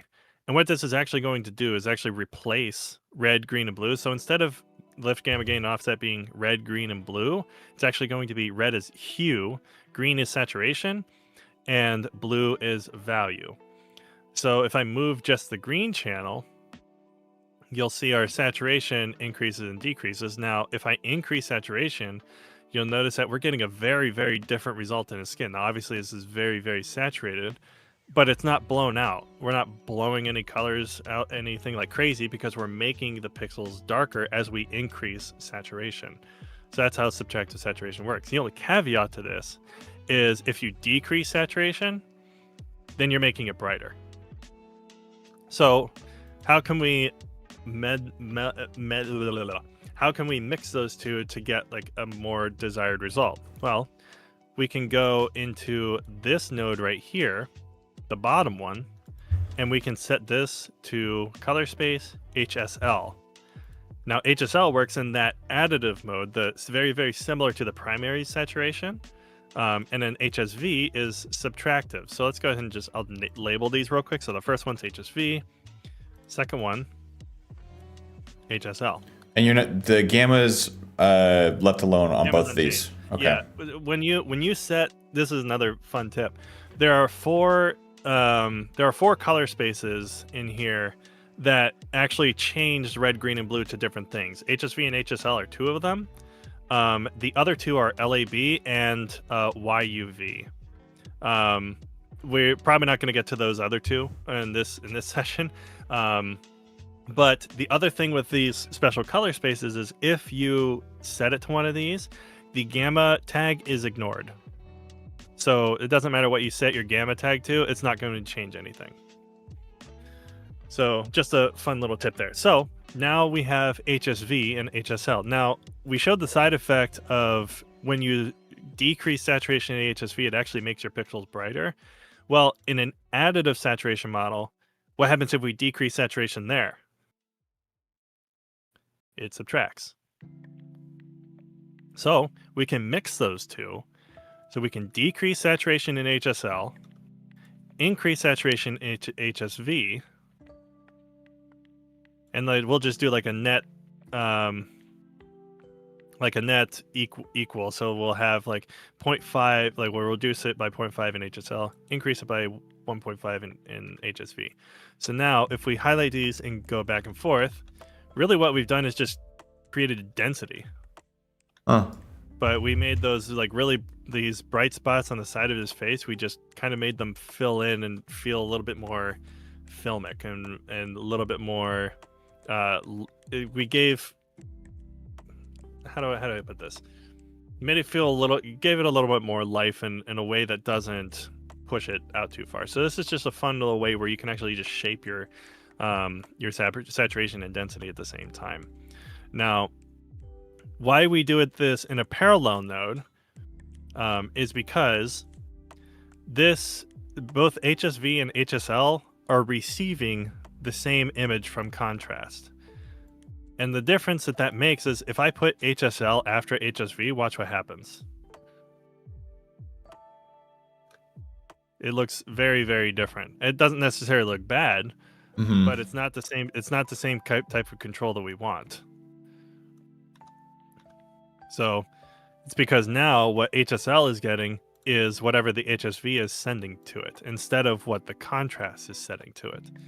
So parallel nodes help you work on and operate on the image in different ways. So, and again, if I put HSL behind HSV, again, we're getting a slightly different reproduction. It's pretty similar to if it was in line, but yeah. Is it always 1-to-1 in add subtract for HSV HSL? It's pretty close. Okay. It's hard to determine the exact math to it because the models are completely different. So the way that HSL works is obviously it's the difference is value versus lightness or luminance. The way that HSL works is the saturation will go from black to white. So the highest point of saturation is actually 50%. HSV, the value, because of value, the highest when saturation is at its max, it's 100% color in value. So it's just a different way of interpreting it. So yeah, it's a little bit confusing to understand, but basically because of saturation, you're not increasing luminance when you're increasing saturation in HSV, but you are increasing luminance when you increase it in HSL, if that makes any sense. Kind of. The difference is in one saturation increases luminance, and the other saturation decreases luminance. Okay. That's really the biggest takeaway with that. So these are what I primarily use to adjust my overall saturation of the image. So and you can get pretty fancy with like how much you want to take away and stuff. So maybe you want to like do pretty dense. Now, the more you take away from the HSL and the more you increase in HSV, the more dense it will look. So you can get like pretty extreme, and sometimes it can be too much. But it's up to taste. Okay. So I usually start with this and then just kind of roll with it. But that adjusts your overall saturation, so that's why we still have it relatively early on in your node tree. And you don't even have to do these first. You can actually have these there, disable them, do any other fine tunings, and then let's say the look kind of let's say you just had a look at the end of it or something. Let's just add. Again, you don't have this let, but let's just put it here, and let's just say, oh, I don't really like how saturated that is. Then I can actually go in here and reshape it. Let me just disable these. And I can just decrease HSL here a bit. And then maybe increase HSV just a touch. Yeah. And now we're getting okay, now we don't have to worry about fiddling with how much of the LUT we're using. We can just control our overall saturation of the image, and now we get a little bit it's not oversaturated. We get a cleaner reproduction while still keeping the characteristics of the LUT. Is there ever an instance when you're using HSV, HSL when you would adjust anything besides the green input on the gain slider? So actually that's a good question. I'm gonna go ahead. I know. I'm smart. Wow, amazing. It is. I'm gonna remove my so there's 4 different adjustments that you can move in this space. So green and gain is obviously one of them. The other one is green and gamma. Mm-hmm. And then the other 2 are blue and gain and gamma, because blue is just luminance. So you can adjust this, and it's actually going to do something very, very similar to what gain actually does. And so is gamma. So you can do that. Now in the saturation, this one gets a little more interesting, because if you think of gain as your focusing mostly on the brightest or the most saturated pixels, you can actually decrease saturation and gain and then increase saturation in gamma. And now if we look at a vector scope of what's actually happening here, again, I'm going to blow this way up so you can see it. Whoa. This is before. And I'm going to do a more extreme example so you can see this. So I'm just going to bring this way down and bring this way up. So what's happening here is when this is off, and this is on. What's happening here is because we're bringing gain down and gamma up, the highest saturated values are going down, but the lower saturated values are going up. So it's like compressing your saturation. Very cool. Yeah, so this can be a good, if you have like a lot of really, really bright or really, really vivid, like post-it notes are a good example of this. I wish I had the clip pulled up because I don't in this example. But let's just say, I mean, the computer is actually a good example of this. Thank you for the sub, man. How we doing? Color on the Happy Thursday, brother. Where's my videos at? Like really bright pixel or really saturated pixels on this computer screen here. But if I use this gain gamma thing, I can reduce some of those bright pixels while still maintaining like a good, decent color palette. But now everything else is also like actually receiving a little bit of color, and you actually get a little bit cleaner of an image instead of just like this poppy separation. Yeah. Okay. Huh. So I like that a lot. So that is something you can do. Absolutely. I like that. These are good to know. Yeah. Oh, here's another fun thing with that. So you know how our gamma and gain are. Do you know why we don't use offset or lift for this? Well, no. So yes, because lift breaks because we're dividing by zeros, or I can't remember the specific rule, but lift is busted, and then offset I don't remember. So lift and offset move the one thing that gamma and gain don't, and that's zero. Okay. Or black, basically, because you can't. So gamma and gain don't move if there's zero saturation in that part of. Time to start cooking. Hell yeah. If there's zero saturation. Hell yeah. Like that's 5 minutes, dog. 5. Keyboard, or just like this. Let's assume this wall was just a perfectly neutral gray. If you increase saturation and lift, it's going to try to move that saturation, and there's no saturation there to begin with, so it just breaks. Same with offset, because offset moves 0 too. Now you can still move the value part of it though, because the value is just moving the luminance of it. Now again, you might get a little bit of breakage in it too, so I would still probably use the regular lift, but it's something you can do. Like if you wanted to just like crush your blacks a little bit, you could do that, but again, it's not the primary use case for it. But it is an option if available. One thing I like doing with HSV sometimes, if there's like some shine on the face, one thing I'll do is I'll actually go to the qualifier and then just like highlight just the luminance, only the luminance, and I'll soften it some. And then one thing now that I can do that's only selecting those is I'll reduce saturation and my luminance here, and then increase it in my gamma for both. So I kind of fill in those colors a little bit more. But now, if I go before and after, it kind of removes some of that shine a little bit. You're a wizard, Tim.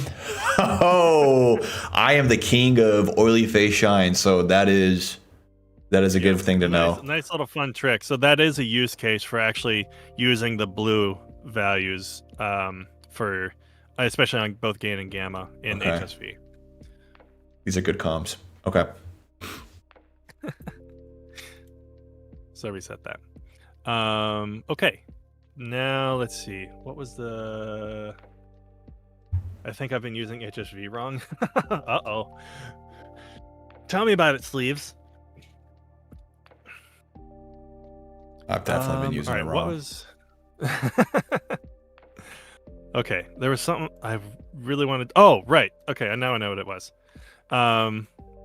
So we know that saturation is our green channel, right, in HSV. Mm-hmm. So you know how we're kind of creating our own saturation curve with gamma and GAN. Wow. Gain and gamma. You can do the same thing in custom curves. Unlink the stuff here, and then just go to the green curve, and then this is your gain. The top end, if you move it like this is your gain. So you can do this, And then you can customize your gamma curve here. Move it like this. And then this would be your lift, which is why we don't touch it. So you just create a custom saturation curve here. So you can really run down your highest end. Yep. So if you were to do, okay, so here's a follow-up question to that. On your HSV node, let's say you do a curve like you have there. For the HSL, if you want to balance that, is it flipped? Or is it the similar curve? To be honest, I've never tried that. Well, today's the day. We're gonna try it. I'm actually curious about this.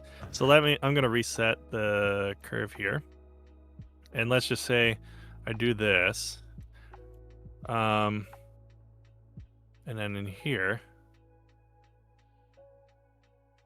It's basically that, but I'm wondering if I can copy the curve and paste it here, use HSL, and then can I invert it is the question. Yeah. Oh, that's weird. It doesn't do what I think it's supposed to do.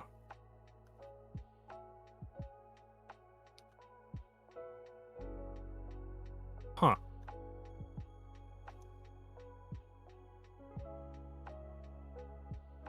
I'm also curious if like you created a curve, if you would need to change the direction of the curve. So like if you had a C curve, if you need to make it like a U curve on one, you know what I'm saying?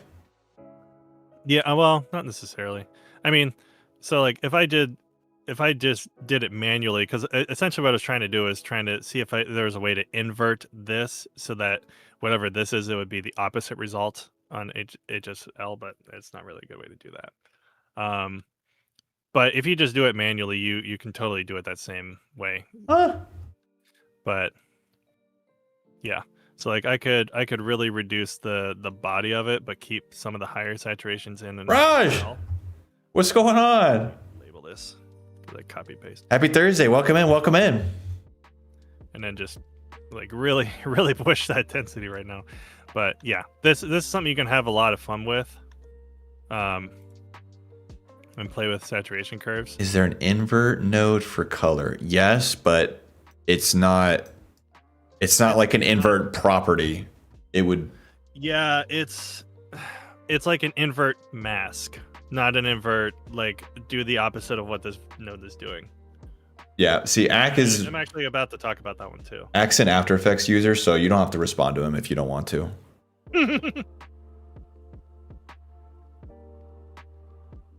Yeah. So Raj, we're doing a coloring workshop today. yeah, so Tim is talking us through his workflow for color grading. Way to really shape. It's definitely a very helpful stream. Saturations to move and your density.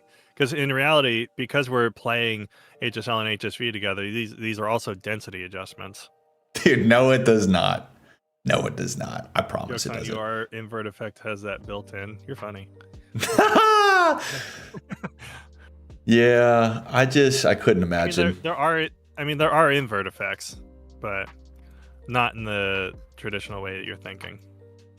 Yeah. Like if I go to my key output, like I can invert that, but that's not the same type of inversion that you're talking about. Yeah, I think Ack just doesn't quite understand like real grown-up editing, so we'll leave him alone over there. Yeah, well, because like the math from like let's say I tried to Raj, VOD will be live on YouTube and Twitch in both places after the stream. In some respects, especially when you're working with different color spaces. So like the range that you're working with from here to here is different depending on what gamma you're working in. So I missed who I was with the VOD. The VOD's going to be on YouTube on both of our channels. I think you're planning on actually doing a cut down of this, right? Probably not this go around. Because the main reason why I did it last time was so that it could exist on my YouTube. So now that I'm actually, hopefully I'm still live on YouTube, I'll just have the live stream up. Okay. I mean, I can do a cut down depending on how. It would mostly just be cutting out the beginning, really. Yeah. The problem is that my PC can't record and stream at the same time. So like I'd have to download a VOD to edit it, which is what I did last time, and it's fine. But yeah, that's fair. Okay. yeah, We'll discuss. I'll figure it out. Yeah. Okay. So overall saturation, really, really nice way to do multiple things. You have your gain and gamma, HSL HSV, and you have your custom curves to really shape saturation in a lot of different ways. So with those out of the way, there's also what's called the layer mixer. I'm not really going to talk about this one that much because I don't want to say there's not much of a use case for it, but a layer mixer is like, if you're familiar with composite modes, that's what these are for. So you compare, the bottom one takes priority over the top. So if you're familiar with how you like blend with screen, overlay, luminosity, color and stuff, that's what you would use this for. But nodes also have composite modes built into them. So if you're not doing anything where you're like comparing two completely different images, then you can just use your composite modes. And basically what that means is, like, let's say I always struggle with coming up with a really good example for this. What if you wanted like a soft glow, or like a Actually, I know exactly how to do this. Well, glow is a whole nother thing. But let's just say I'm just going to crank contrast a little bit. Let me just turn off this one, and I'll just move my contrast. Crank that contrast. There's two things that happen with contrast. One, your luminance changes in clips, and your color changes, because contrast will increase your contrast in color too, not just your luminance. That's why the contrast in here is different than the HDR wheel contrast. So if I increase this, your saturation for the most part doesn't change. But let's just do the composite mode example. So let's say I increase contrast here, and I get that to kind of a decent look here, but maybe I don't want to keep the color adjustment. I just want the regular contrast. I could right click on the node, go to composite mode, and then click luminosity. Now it's only keeping the luminance changes of this contrast and not the saturation changes. Or if I wanted to only keep the color contrast and not adjust the actual luminance contrast, I could change composite mode to color. And now we're only getting the contrast in color as opposed to the luminance. So that's a use case for composite modes that you can utilize if you want to. Or I like using the luminosity one because I can sometimes change what was it that I did last time? Shoot, I don't remember the example I used last time, but just know that there's fun things you can do with it. Again, I don't use them all that frequently, but they do have some special use cases. Now we'll talk about outside nodes, and usually outside nodes I place at the end of my initial clip node tree, and I almost never use outside nodes in groups because they're usually shot specific. So if I go to a power window and start like adding a mask or something, like let's say I want to have him pop or something, like I can just make a basic power window here. And again, we're for those that don't know, a power window is basically just a mask that has like easy feathering controls, and you can move it around, and you can also track it to your subject. So if the subject moves at all, he doesn't really move in this instance, but the power window will move with him if it needs to. So we don't need to keep this tracking data. I was just showing what it can do. But now an outside node will actually do the opposite of what's in here, or will mask the opposite of this. So if we right click on our node, we go to add node, add outside. Now this one is doing everything outside of that circle. So this one is happening on the inside. Let me just turn this off. So this one's happening on the inside of that mask. This one's happening on the outside of that mask. Oh. Huh. Kind of like a quick way to set up like a masked corrector. Yeah, it's like like you could do vignettes with this. You can just like allow your subject to pop out a little bit more. So if I do a before and after here, like if you were just looking at this image, you would think it was just more light on you. So this is a really quick and dirty and easy way to kind of relight stuff. So like this is before, where there's all this other stuff here, and this is after. Your face kind of pops out a little bit more and keeps this other stuff less distracting. So this can be a good way to like pop out your subject. So that's a big part of outside nodes. These also work with qualifiers as well. So if you do a qualifier adjustment, you can basically have the opposite selection of your qualifier in the outside node. Now, I don't normally do that because I don't like using qualifiers as much as possible because they can break pretty easily. But that's an option if you want. Okay. Okay.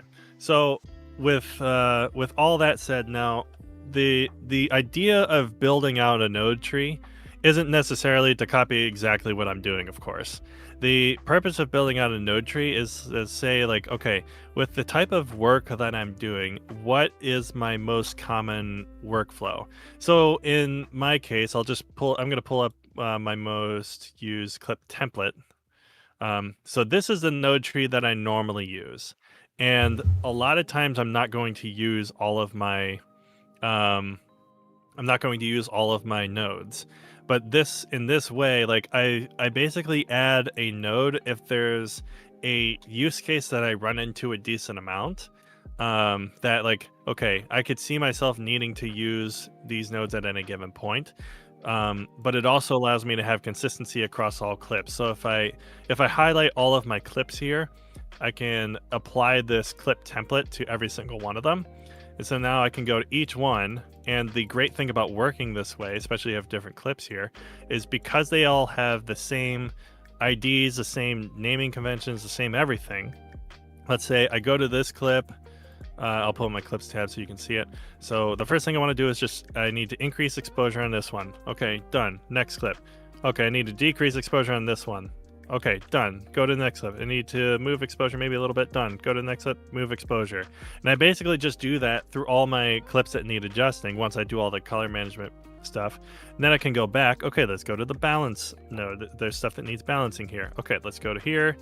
Balance that. Good. Let's go to here. Balance this. Right around there. Good. Let's go to here. Balance this. Well, this one's still in log, but you get the idea.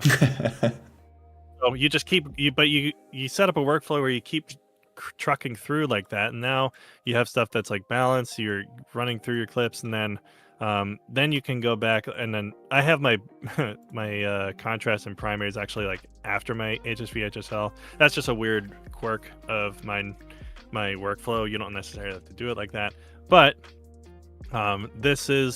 this is a great way to like consistently go through all of your clips really quickly and get stuff done as fast as possible instead of like switching back and forth. Because the one thing that people might not realize, by default, whatever node you have selected, when you go to the next or previous clip, it'll keep that same node number highlighted. Okay. So you can go through and just like really quickly work all of your clips for exposure. Okay, exposure is done for every single clip. Great, let's work on white balance. Okay, white balance every single clip. And then boom, boom, boom, boom, boom, done. And then, you can go through and do contrast for all your clips. Boom, boom, boom, boom, boom, done. So the idea is that the reason we have node trees is like you do your primary adjustments really quickly through all of them, and then that way you can just look at all your clips and say, okay, and this is the lightbox, by the way. If you click on lightbox, it shows you just all of your clips, and then you can compare and contrast and say, okay, which clips need special attention here, which clips need adjusting. And I also have this really nifty tool. You can place this on the timeline level, actually. And this is actually a DCTL I have. But I can go in here, and there's one, I think there's a free one that Pixel Tools came out. Let me see if this Let's see, do skin checker. Is that going to do it? Yes. Okay, so you can do something like this where you can place a skin checker on your footage, go to Lightbox, and give it a second to load. Usually it pops up. Maybe it'll load. It doesn't like doing this while I'm streaming. That's okay. Well, you're not going to do that. So I'll just do it on, let's just do it on a group shared level because I don't use stuff in the timeline anyways. So we'll put the DC2L here, and then let's just go ahead and do that again. After this, what was that primaries node you had set up there? Oh, that was just, I named that. That's the same one as the contrast one. Oh, okay. Yeah. I just call it primaries because that's what makes sense to me. But primaries and contrast are the same thing. Okay. Okay. So, let me just copy this to other groups here so that we can see it here. Okay. So hypothetically speaking, you set this up as a shared node and you place them in all of your groups, blah, blah, blah. But that way, if you go to your Lightbox, you have a really quick overview. Hello, what's up? What's happening? Good afternoon, good evening. Welcome in. Exposure. So you can check false color for all of them and see where's exposure at for all of them. So adding a tool like this can make it very, very easy to see where everything is like, oh, okay, I didn't notice on that one clip my exposure was a little off, or my skin tones don't match the rest of them. And this is a free tool. Ooh, okay. What's it called? It's by Pixel Tools. It's called Checkers Basic. Checkers Basic. Yes. This is a studio-only feature because it is a DCTL. I'm good, man. I'm good. We're doing some color page today. How are you? I have what's going on today? Mono nodes. This one's not free, but essentially it does the same thing where I'm looking at skin tones and seeing where things are landing. So I see there's some magenta here. There's some green on his face over here. So let me go to this clip and let me fix that balance here. Let's shift that over. Whoa. And then now I can look at it. Okay, these look like they're matching now, and I can compare with other clips as well. So, so monitoring tools are huge because again, you have the ability to see your false color. Okay, this looks like it's exposed where it should be. You have your skin tone indicator. This is yellow is where skin tone looks good. Oh, this actually does need to be here. There, that looks better. So this is where your skin tone should be. You have your 2 red or 2 magenta really, and then 2 yellow for what is labeled here. And a lot of times if your skin vector is very thin, or there's a lot of variance in color, it's fine if they skim out a little bit to both sides. But this just gives you a really easy way to see all of it at once, and you can check your white balance. You can check your green magenta, or your middle gray, actually, not green magenta. So yeah. Very cool. Very cool. Okay, so where are we at in terms of overall coloring workflow? For you have this master template that you use and go through and do. You start out doing the things that we talked about. So setting exposure, getting balance right, contrast, saturation. From there, where does your head go, and what is the next thought process of, okay, now that I have, would you call that this part of the coloring process is the color correction process? Yes, when it comes to especially exposure and balance, those are purely correction. Okay. The contrast is kind of a mixture of the two. I would say it's more grade, but the only reason I do consider it as part of the correction process and why I do it so early is because I want there to be a consistency in all of the cameras in terms of how they look, especially if I'm using different ones, because contrast ratios can be different. So I want to balance my contrast between all the clips if possible. Now, in some cases, I am working under a look. So workflow wise, if I'm doing something that does have an implied look, so let's just say that we do have one here. I'll save this as a shared node. We'll call this look. And this can be a LUT. This can be a different tool. I'll just use a DCTL here. And let's say... Just a quick reminder for people as well, if you missed the last stream, the DCTLs are user-created tools. It's kind of like... Yes. The equivalent for me that makes sense is it's like a macro in Fusion or a fuse in Fusion, but color page. Yeah, exactly. Okay. So yeah, let's say I'm working under a look. So let's say I have a split tone here, and looks again are usually either subtle or won't break the image. So, let's say I have a split tone look here, so it adds a little bit of warmth to my highlights, a little bit of coolness to my shadows here. So usually I'll do this first if I have a balanced image to work off of. So I'll use something as like my master shot, and then make sure the look is applied. And once I get that look to where it should be, I make sure that look is applied to everything. So let me just go ahead and move this over. Actually, I need to delete this one because it's not a shared node. So let me add the look node here. Again, unlock it. Just place this on here because this is DaVinci Wide Gamut one. But yeah, so I place this look on each of the groups that need it once I have the look kind of in place from the balance shot. So this is what I do first after I color manage everything. That's when I start going into the correction process. And then did I add something to this? Oh, I never put the the flog one here. That's funny. Let's just make it look correct. Fuji bougie. Okay. And then obviously the exposure is not like that. Let's just bring it down. Okay. So actually, if we start by this, that's fine. So let's just determine okay, so we have our look in place. We need to actually balance the image. So first thing I do, again, go to the exposure. And again, this is called grading under the look because we have the look applied. And we're just basing it off of what that look looks like. And I'm not trying to change the look. I'm just trying to correct so that everything is balanced.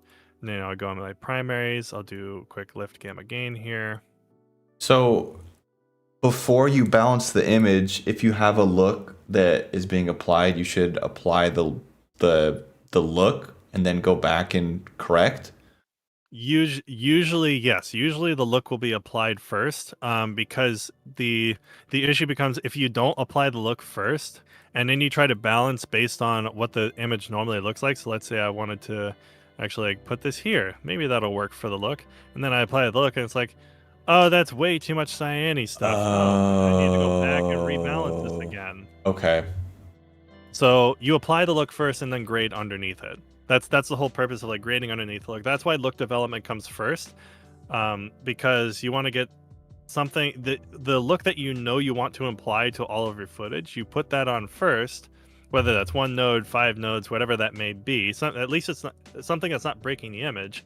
Once you complete that aspect, then you balance for that so that your look is still applied and you're not really doing any. This isn't a grading part of the process. This is just making sure the footage will fit with that look. Okay. And then you can adjust your contrast ratio for it. So to take a step back then, if you don't already have a look, let's say I'm developing my look from scratch, is that what you're saying, where you pick a master shot, do the correction process, then do the look, and then apply the look to all of the footage and then go back and reverse engineer the correction? It's not necessarily reverse engineering the correction. That's kind of the way to think about it. But let's just say these are the only 3 shots I have because this is an interview, right? Okay. So I'm just going to ignore that these ones exist. So let's just go ahead and I'll just make these a new group, interview, blah, blah, blah. So let's just assume that these were all I had. I'm going to go ahead and this is actually, I remapped this to Rec 709, so we'll just put this into Rick Shimmer9, Gamma 2 Fur, Damage 1 Gamut, Damage Intermediate. I'm actually not going to use that on the output. I'll use a DCTL. And I have a different display rendering transform for that. So this is also why I don't like using the project-based color management, because it doesn't really allow you to use customized display transforms. So basically, this is taking the place of a color space transform. So it's still taking it from DaVinci Wide Gamut, DaVinci Intermediate to Rec 709 Gamma 2.4. But we also have control over like different parameters on how it does the actual transform. So we can rotate our hues for red, green, and blue. We can adjust the highlight specifically, and we can adjust the purity, which is basically the saturation of the hues as well, or the color channels. So it's a really nice tool. It already kind of implies a specific look, and I actually really like how this handles color. This actually does look different than if you were to do a normal CST. Colin Kelly actually has a really good video on this. But anyways, that aside, so we'll go ahead and just put another look on here. Let's just do... let me create my own split tone. Why not? Let's just do a split tone, a DCTL. This one's a paid one, but this will still like give you kind of the same idea.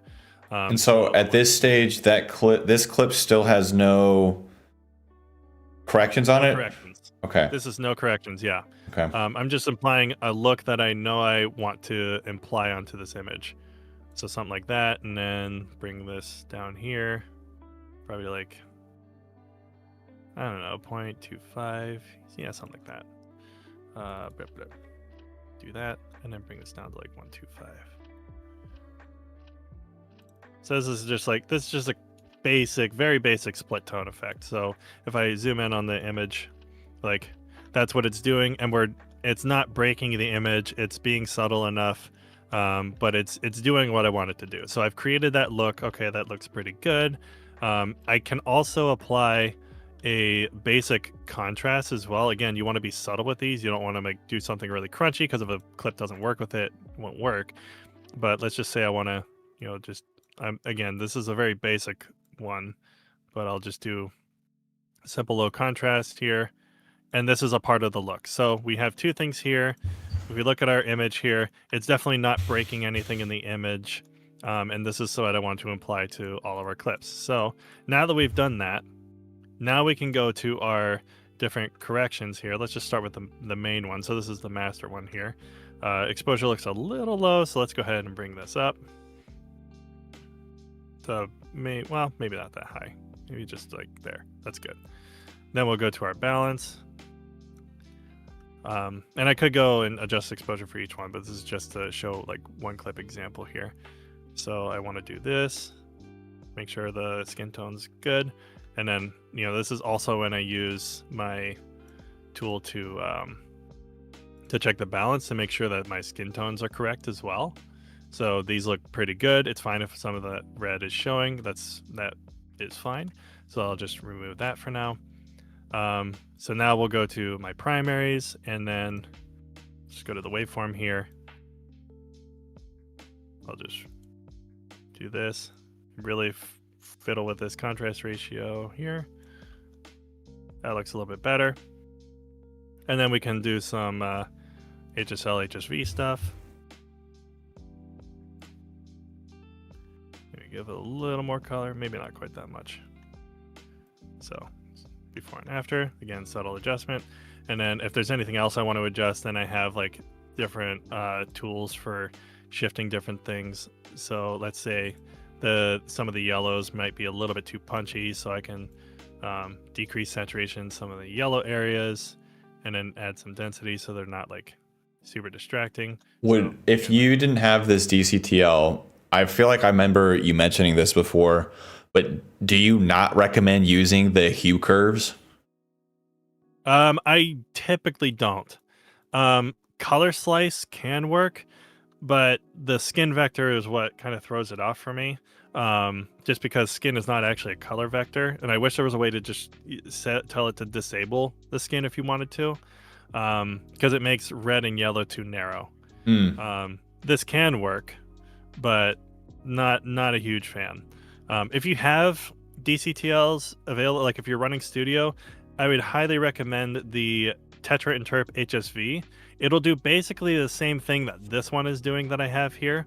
It may seem like kind of overwhelming and hard to read, but it's essentially doing the same thing, except when it says red value or green value, this can also be interpreted as density. You just have to subtract it. It's the same. It's literally the same exact adjustment. This one is a free DCTL. So, what would be the alternative though if you don't have DCTLs for what you're doing? If you don't have it, right? If you don't have the DCTL, then Color Slice is probably going to be the closest tool. The Chroma Warp, Chroma Warp is not the best for this type of thing, but it can work. Other things you can use are something like the RGB mixer. This one is a whole can of worms in itself. You could do like a course on the RGB mixer. That one's really dense. But like for split toning, I actually really enjoy using curves. So let's say I didn't have these applied. You can still use custom curves as a split tone. So instead of doing it with this tool that I had right here, I could just unlink this, and let's say I wanted to do something very similar to that, like orange and teal style thing.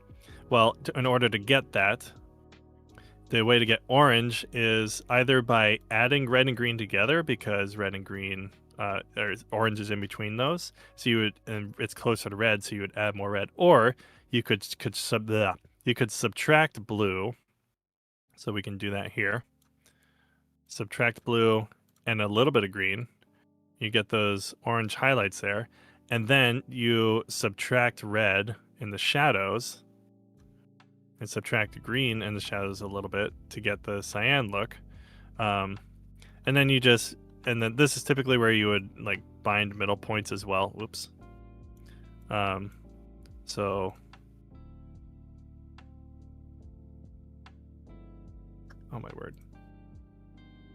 No, I want to select red. Thank you. Goodness. You goober. So this one's a pretty strong one, but you can see like this is still giving us our split tone effect. Now usually you would want to pin middle gray for something like this. I just did this really quick. But this is like an alternative for split toning. You can use custom curves.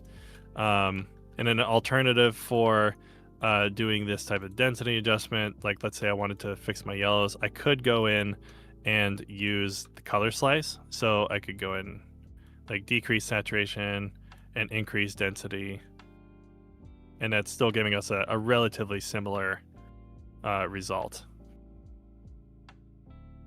So, we're looking at some of the yellows up here, trying to decrease those to make them less attracting. There's some poppy yellows on his shirt that might look a little weird, so I just mute those a little bit. So why don't you like using the curves? Is it just the lack of precision? Yeah. Okay. Sleeves asks, what about the split tone node? What about the split tone node? The effect. He's talking about the OFX.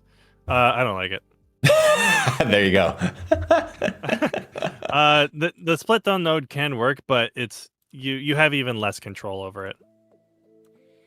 Like these are all the options you get. You can't really separate your how much hue and different. I mean, you can to a certain degree, but I can't see like where this is going. So there's just a lot less like. I don't have any control of the red, green, and blue values directly. I just have to like shift my hue and hope it's going where I want it to. Okay. So it's a lot less visibility. So, and it's not a bad node. It's just I don't necessarily prefer how it works. The good thing about it though is you can set your middle gray pivot point with it. So if you're working in DaVinci by Gamut, you could use 0.336, and now you're adjusting split tone from middle gray. Again, the confusing part is like, how do you know your hue is actually going where you want? So, you could use your vector scope and like switch it over here, and then push strength and then hue up here. So you can kind of do something like that, but again, it's weird. Okay, I got you. So we're about I think we're at the 2 hour point since we've actually started. How are you feeling about where we're at in terms of coloring? Are there some other things that you feel like are really important to talk about in terms of your workflow? In terms of mine, let's see. Before I get to that, let's see if there's any questions. Like outside of the split tone node, of course. Okay. Because the thing we didn't really, I mean, I touched on them a bit here, are DCTLs, but also just like other effects here that you can use, or any type of special effects. Is there any questions on any of this stuff before I kind of go into the closing? Yeah. Okay. So if anybody has questions, feel free to ask Tim. I'd like to show you what I had before this, because I did attempt to grade this image here of me, because I have a recorded video. So I'm gonna go ahead, I'm gonna grab a still of this, and this is like, I tried to follow along with what you're doing, and I feel like it came out okay. I think it looks fine. I think it definitely looks natural. Like, it doesn't look weird or artificial or anything like that. I'll open my project. I tried to take what you had taught us in the first session, and Tim, it was not good. Is what I'll say. Here we are.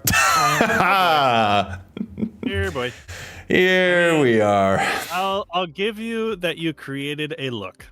It's definitely stylized. Hey, I mean, the skin tones aren't bad. So, like, the things that I was struggling with are, I mean, I can hop into the color page on this, is that, like, it's this one, right? So, or is this not gonna, I guess I can just enable them one at a time. Right? Yeah, okay.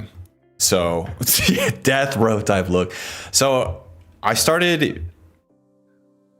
took one of your note trees, I think, from a stream, and did my best to like follow along. So this is where I started with in terms of exposure, and then balance.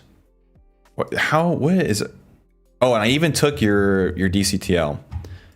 So is from here, I think this is where I really goofed, is the balance. Because just like if I were to, because you're moving your offset around.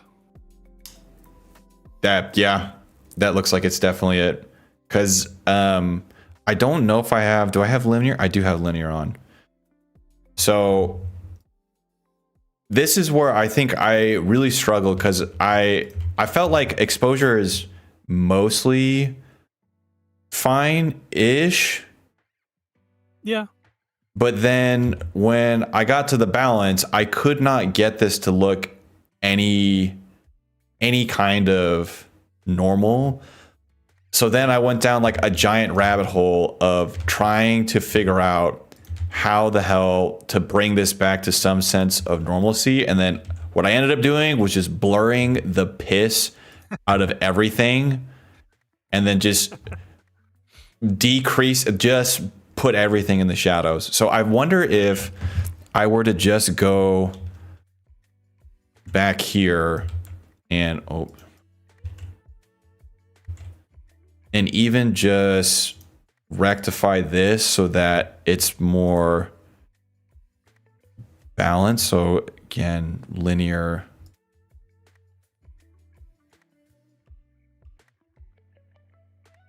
Somewhere around here.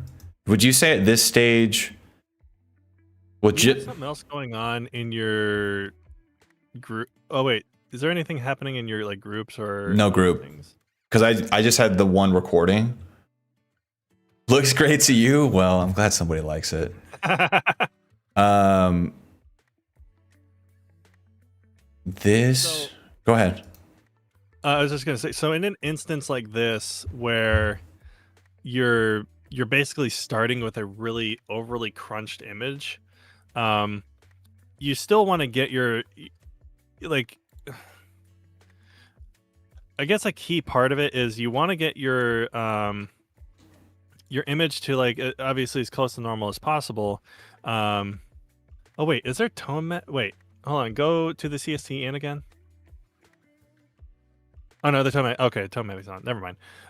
Okay, so you do want to get your exposure and balance to, like, as close to normal as possible, but also keeping in mind that if you are working with a clip that is, like, very overcooked, sometimes you're not going to get there by just exposure and balance. Sometimes you can, like in this instance, I think we were able to get there to some degree.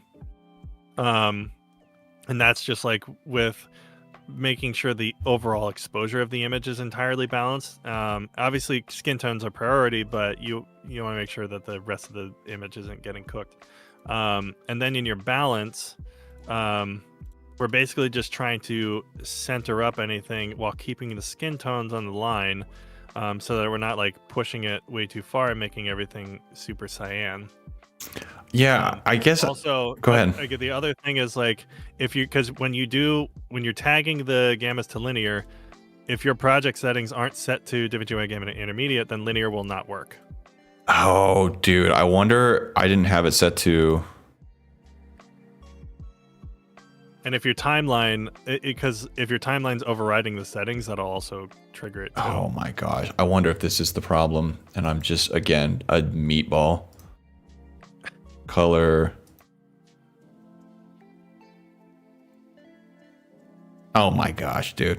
I hate being a meatball, man. So my project settings were just super screwed up. That's the oh my gosh, man. Damn it, dude. So yeah, that's how to fix that. I mean, it's all right. Kyrie's go ahead.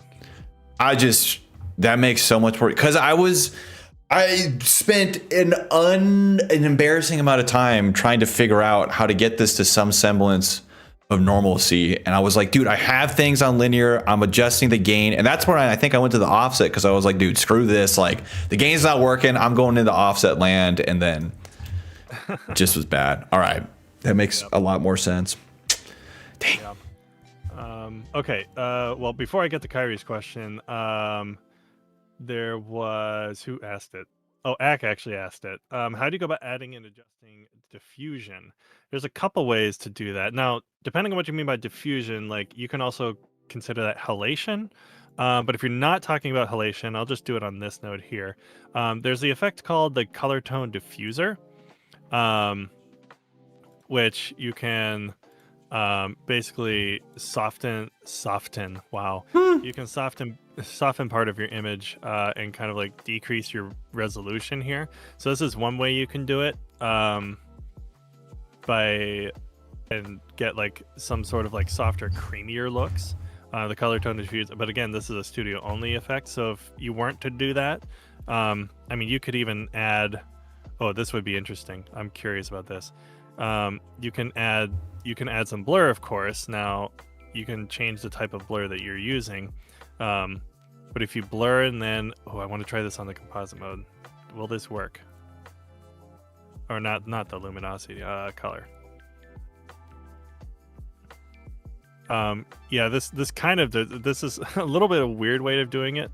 But if you wanted to, like, kind of have colors bleed out, you can set your composite mode to color and then increase your blur. And this is actually, funny enough, this is a way to reduce chroma noise in the free version. You can do this. If you have a clip that has a lot of chroma noise, this is what you would do. You would set your composite mode to color and then increase your blur, because that's basically what noise reduction is. It's just blur. But you can see, like, if you increase your radius with that on, you can have colors bleed through like this.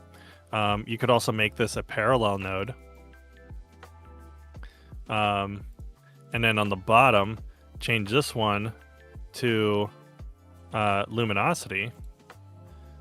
and then you can blur the details a little bit and kind of diffuse this way. And this one you would want to be much more subtle on, of course. But you can also like diffuse, you can qualify it so that it only diffuses the brighter areas too. So if I highlight this and only diffuse my higher areas and kind of soften that a little bit. So now if I increase my blur in here, I'm only, now you want to probably not go crazy with this, but you can just blur those just a bit to get that little bit of a glowy effect. There's also a template node that I found from a guy named JewWorks that does a really interesting halation node. And halation is basically the effect of like, you know, have you ever seen films where you have that like red and sometimes slightly yellowish outline? It actually has to do with how light hits a film base and then bounces back and then spreads into red, green, and blue film strips. And it, or not film strips, but yeah, you can get, that's where the halation comes from. But if I go to my halation here, I customize this for DaVinci Wide Gamut specifically.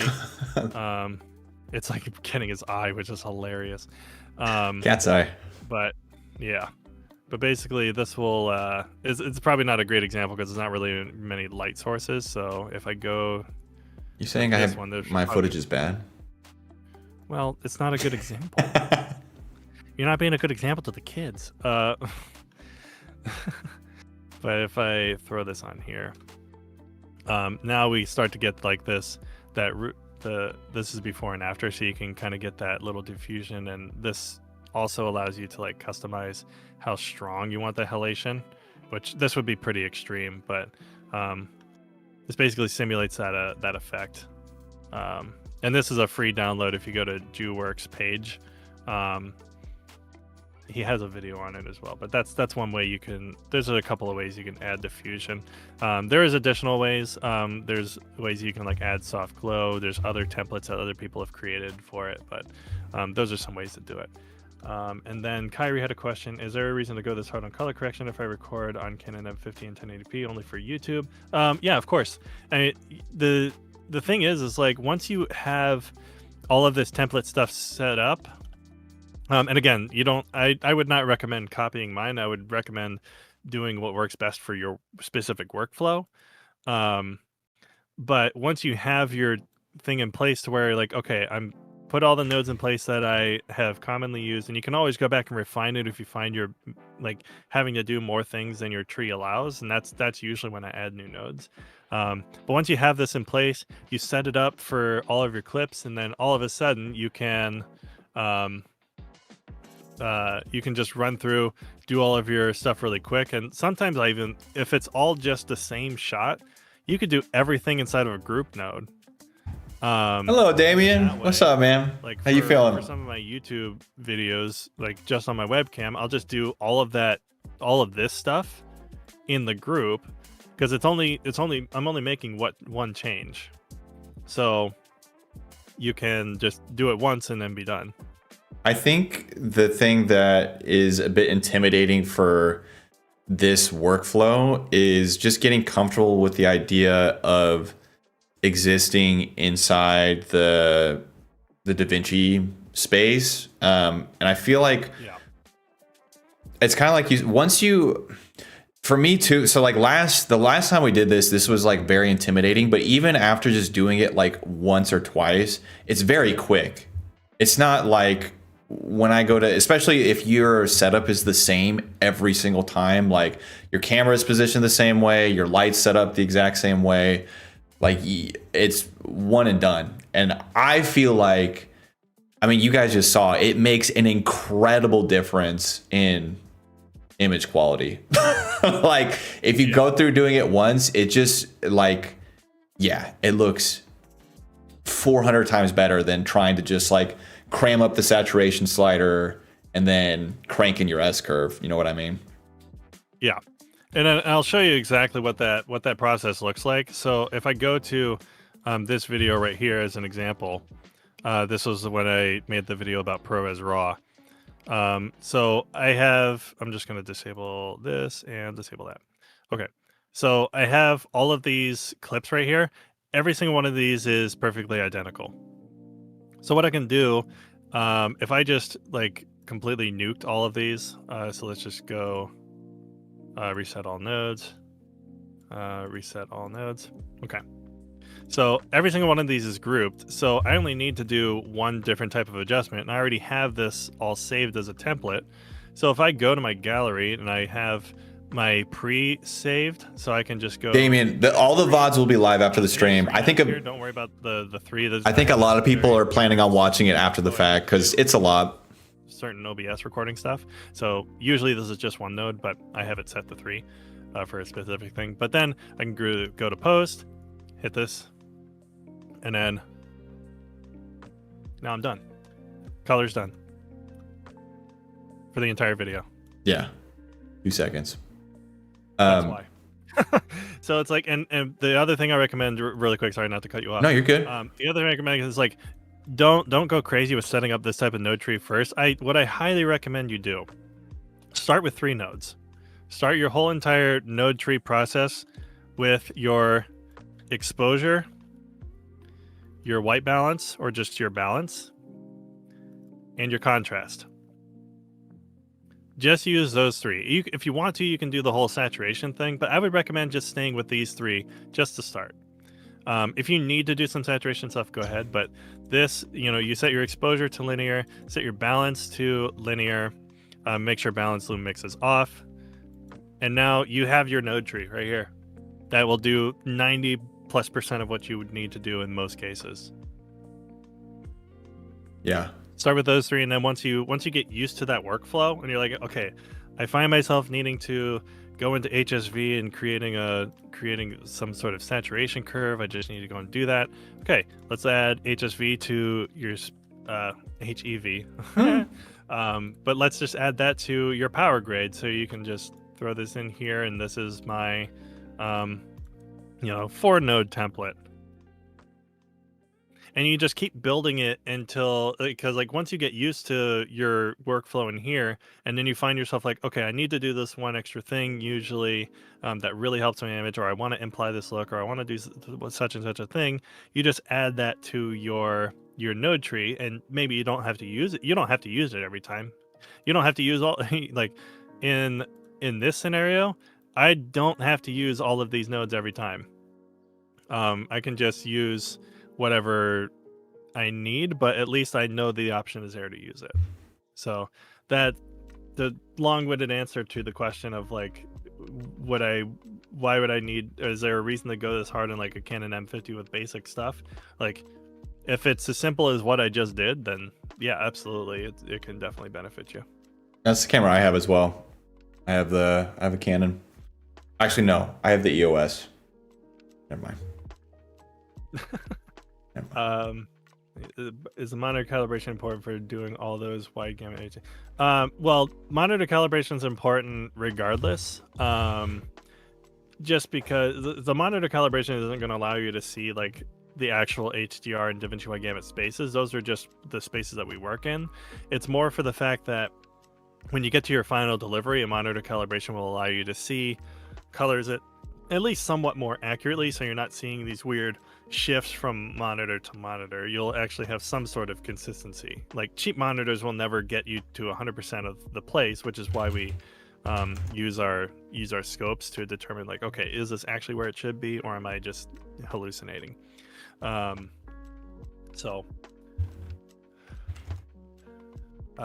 hopefully that answers that. Red Giant's Magic Bullet looks, because I'm an AE, I don't want to do color page. Most of the colors are great for me. How do you compare it to Vinci's color page? I haven't used Magic Bullets or Red Giant stuff personally on for color. I haven't used Red Giant in a long time because I haven't touched AE, and like ideally I never have to touch it. So I mean, Red Giant's a very reputable company though, so I would imagine their looks are probably very well designed, but I can't speak to it directly and give an accurate assessment.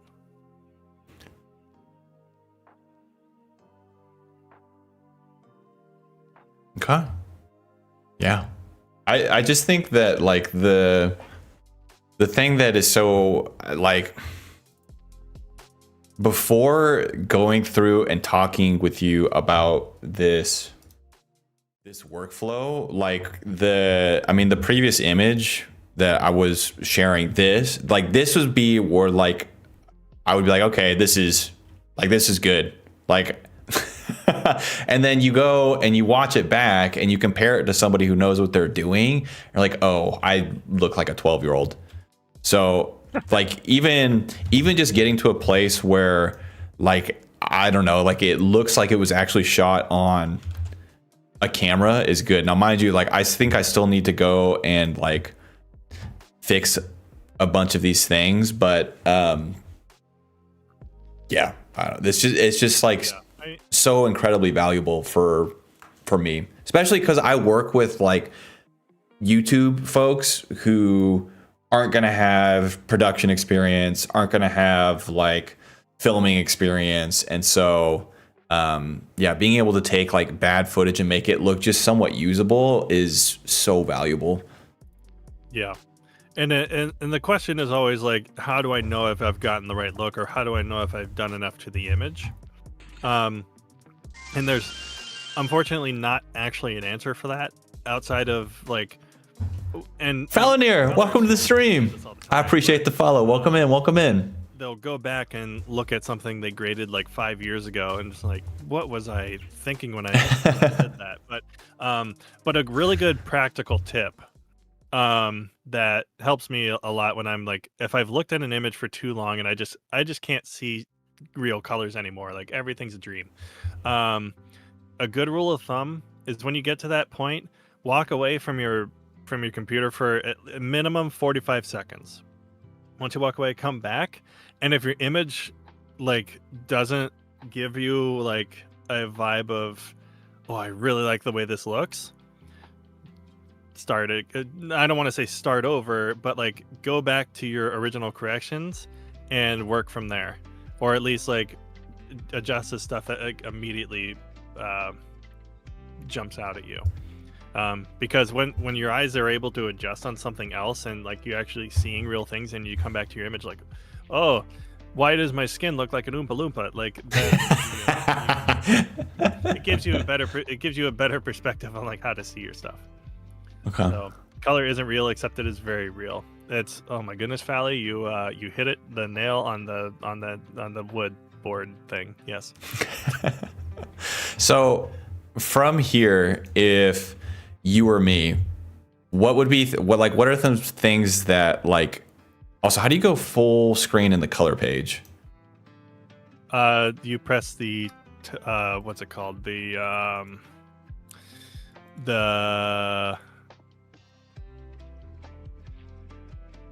Control F. It don't work. You got better hotkeys than me. If you select the screen, select the preview window and Control F, that doesn't work. Nope. I thought that was default. It could be. I've messed a bunch with my.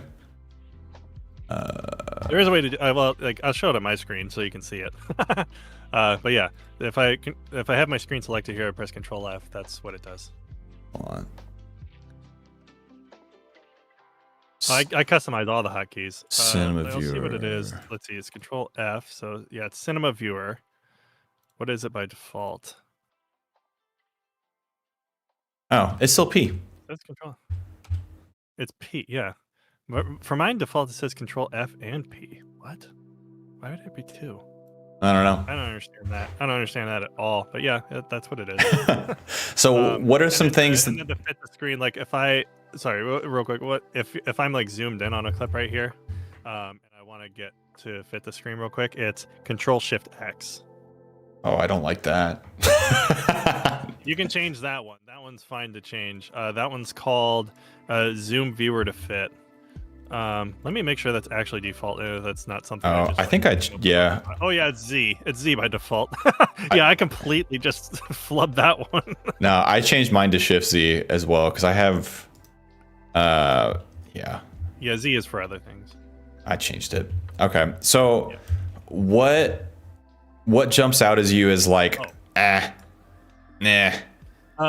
Mostly the color separation. So color separation is one of those things that's like hard to see because it works best when it's not noticed. So color separation has to do with the fact that like your colors don't blend in with each other. Let me see if I can find a good example of this in here. Let me think. Actually, my hotkeys are slick. I don't mess with any of the control shift alt right hand. I'll just show it with this node. None of that to make it quick. So for example, like in some of these highlights, I have a lot of red here, and even if I go into the shadows, there's like some red bleeding into the shadows. And what good color separation does is not just straight orange and teal, but it allows colors to, or especially in the hair, like the hair has like some of that red and orange fringing as well. What good color separation does is it'll allow the colors to pop by themselves. So, which is why like split toning is dude, the default cut key in DaVinci is, I think it's Control B. Oh no. Now my skin tone and like my hair or my shirt especially. What's up, A-Ball? If I'll just full screen this. If you look at the difference between like the shirt now, where it's like, oh, I can now obviously see how red that stuff was, and how the hair was like bleeding into the warm spots as well.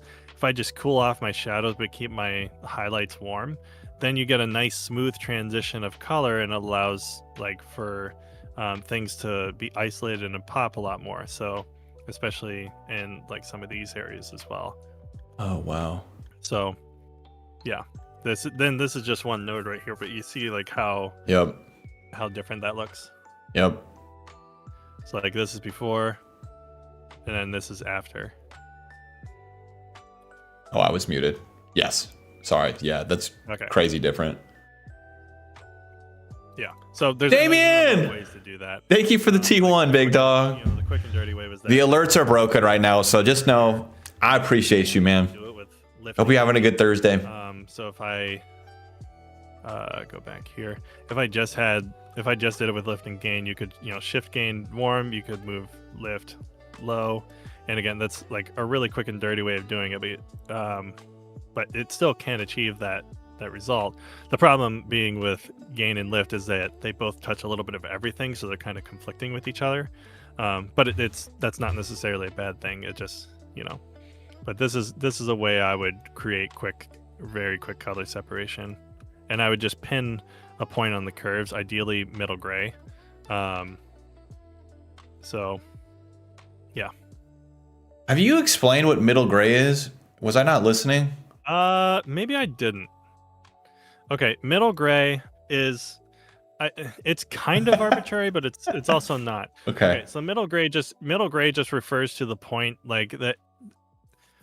In the most simplest terms, middle gray is the point that separates your highlights from your shadows. So it's like the center gray point.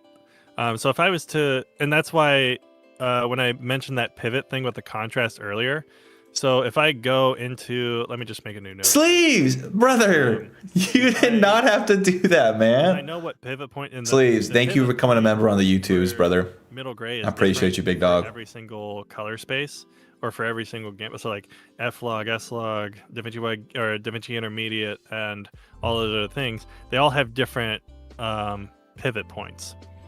To where like it separates what's highlighted and what's shadow. Okay. For DaVinci Wide Gamut specifically, it's 0.336. And this is why I was mentioning, like, if you adjust contrast from middle gray, your exposure doesn't change. Yeah. So you can see, like, we're adjusting contrast obviously, but it doesn't look like exposure itself is moving. Whereas if I moved my pivot point up here, that's definitely changing exposure. Mm-hmm. So yeah, middle gray just refers to the point that separates. Again, this is very, very oversimplification, but middle gray refers to the point where that separates highlights from shadows. When you were first saying middle gray, I thought you were saying metal gray, and then my head went to Metal Greymon from Digimon. I was like, wait, what? Hold on. Now I'm invested. That's amazing. So yeah, you can absolutely do this with let me just pull up a simpler. I'll go back to the other project here.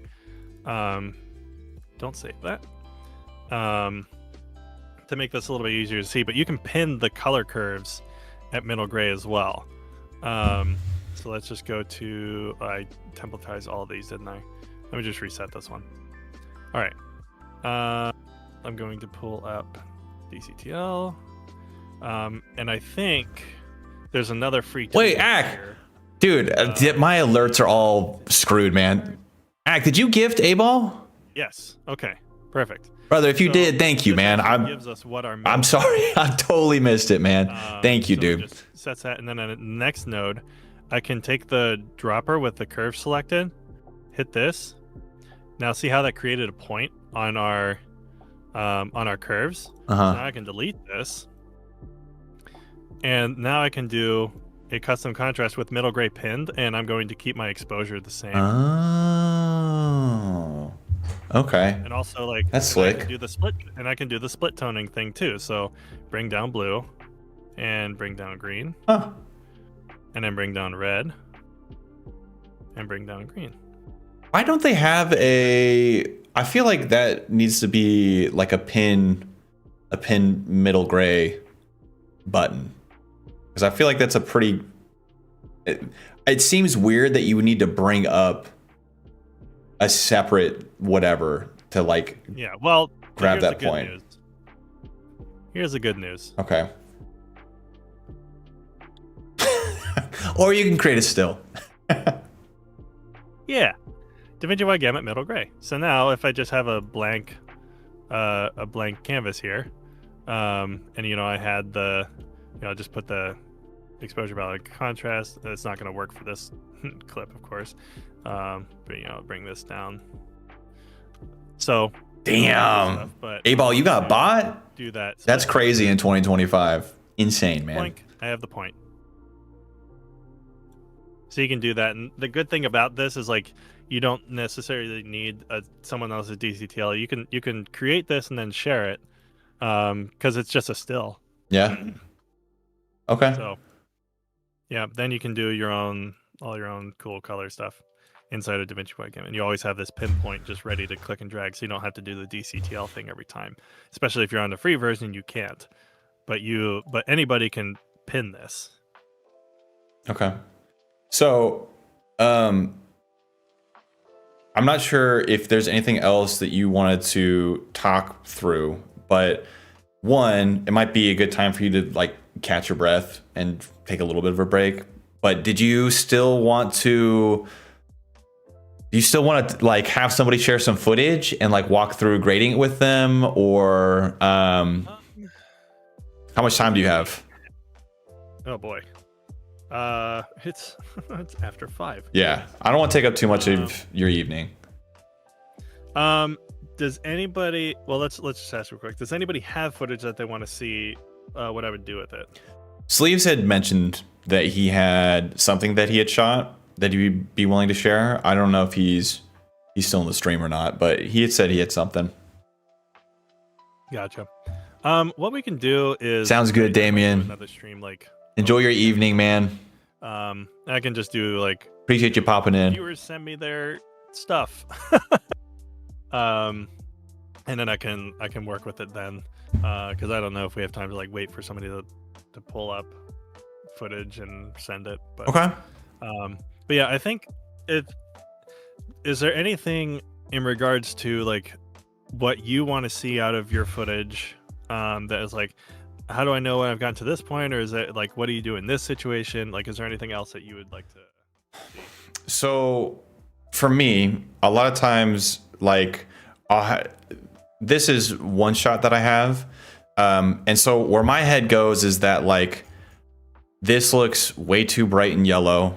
So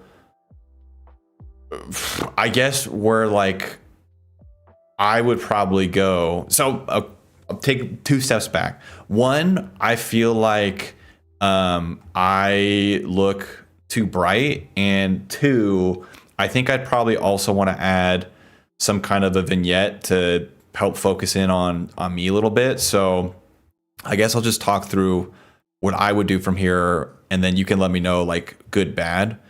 So seeing this? what? I don't know if you can see my stream, but one of my cats is climbing up my acoustic panel. Oh no, I can't. Get down. Hey, down. It's a good climbing post, man. Apparently. Well, that's a thing that's happening. Can't do anything about that. So if I wanted to correct skin tones, I would go and use the qualifier.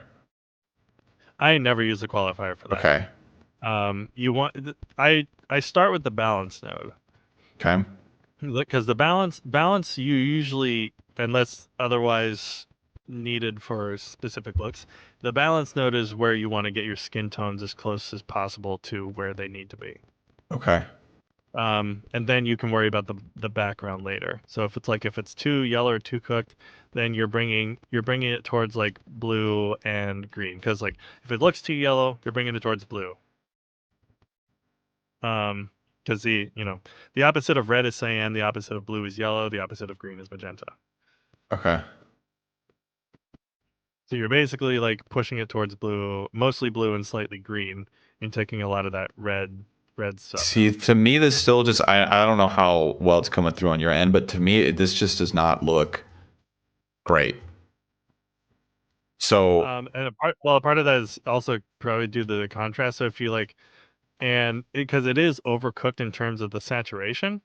okay. So I would bring down HSL first.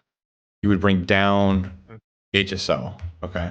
Yeah. So I would bring down HSL like considerably, Like this? maybe even more, honestly.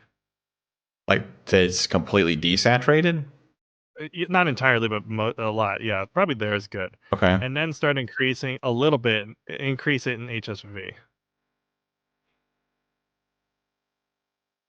Whoa. until like, yeah. Okay. So that might be too much. Yeah. So I dial it back just a little bit. But then if you highlight both of those nodes and see the before and after. Jeez. Yeah. Yeah, That's crazy. That's one way. That's part of like control it. That's why I have the parallel node for HSL HSV, because that's like the best way to control your saturation, especially if things are overly cooked. Okay. Because not only does it adjust saturation, but when you play HSL HSV against each other, you're gonna get density as well. So from here, okay, if I'm just trying to think, if I was doing this from scratch and I didn't have you in my ear, start off with, am I doing anything else in here? Why does this look weird again? Maybe it doesn't. Start with exposure, go to balance, and then I probably, if I got to these two nodes, I would try to continue to crank saturation because this looks flat to me. Is that a bad thought? Like in your head, are you thinking already like I'll bring back some of the color through contrast?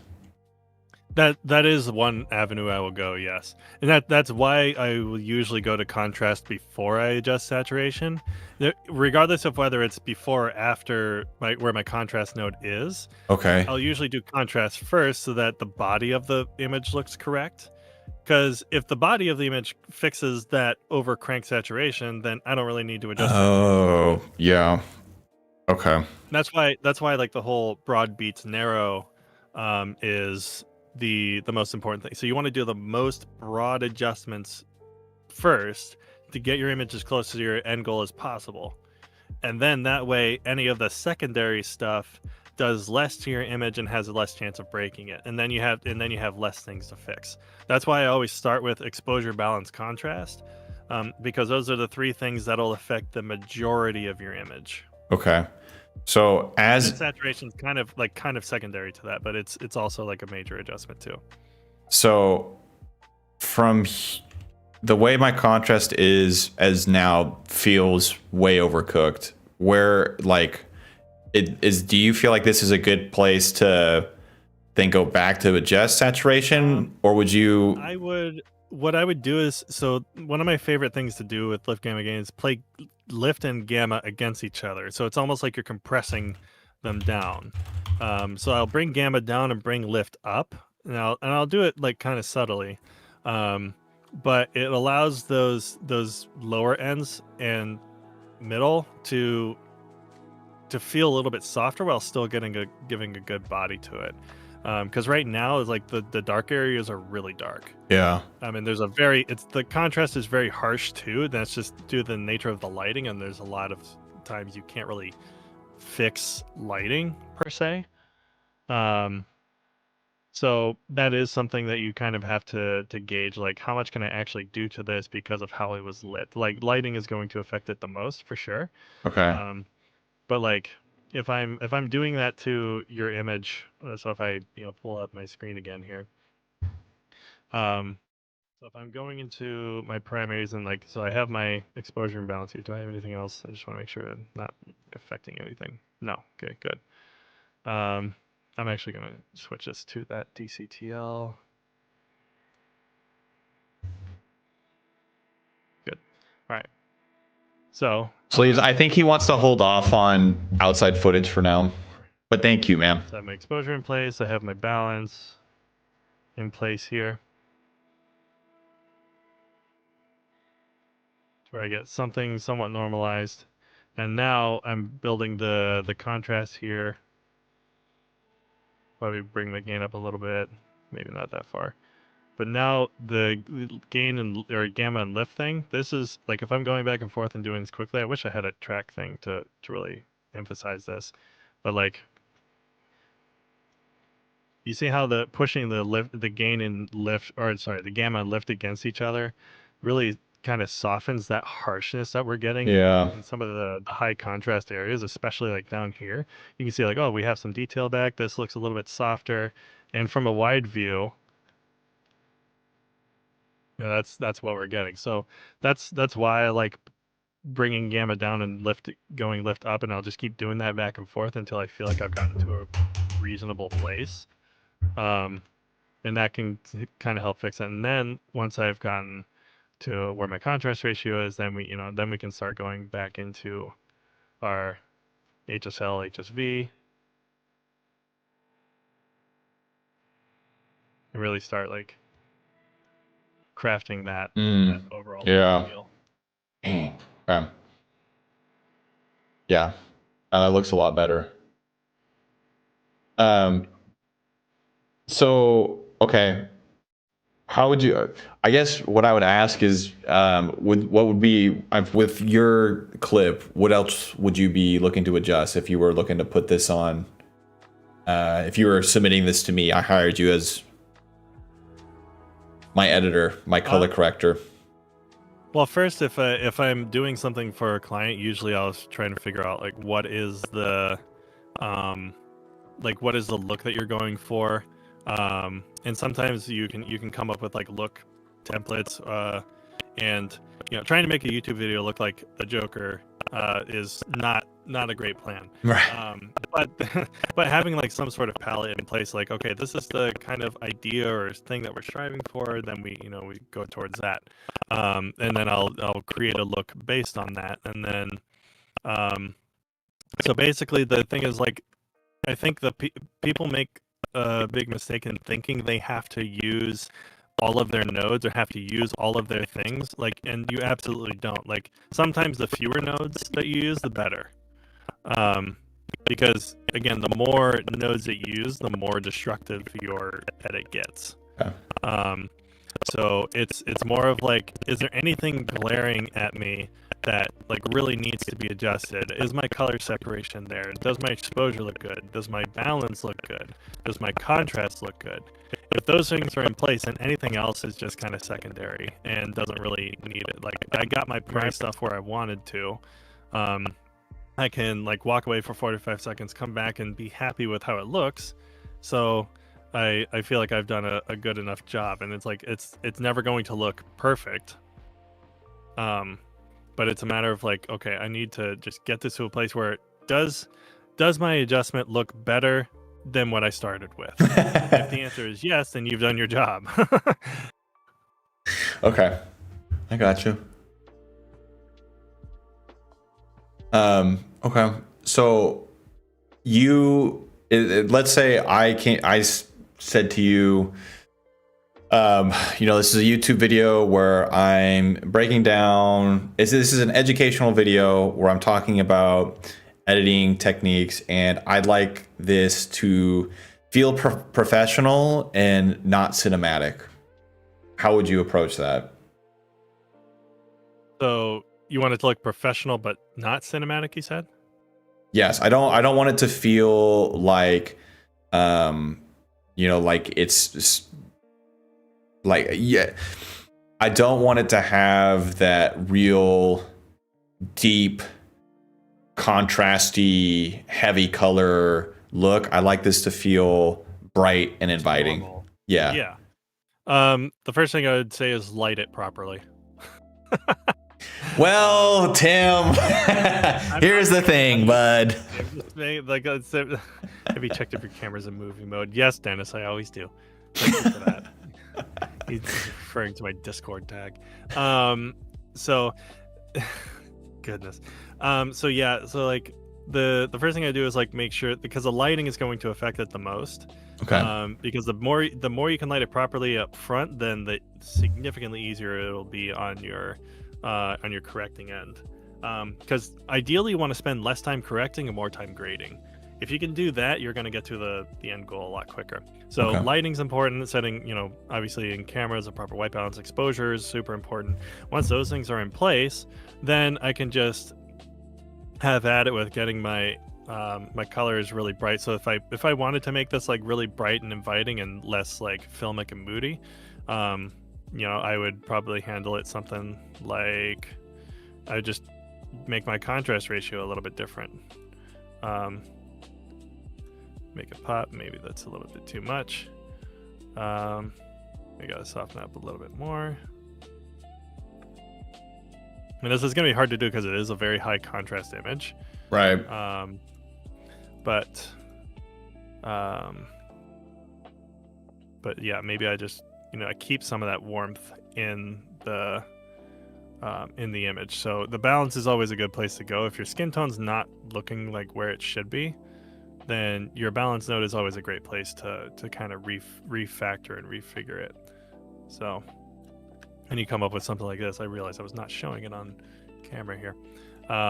But you take it from this and you go to this, and then sometimes, like if the highlights are a problem, I have a highlight shadow node, which basically means I'm just using the high shadows and highlights option in the primaries.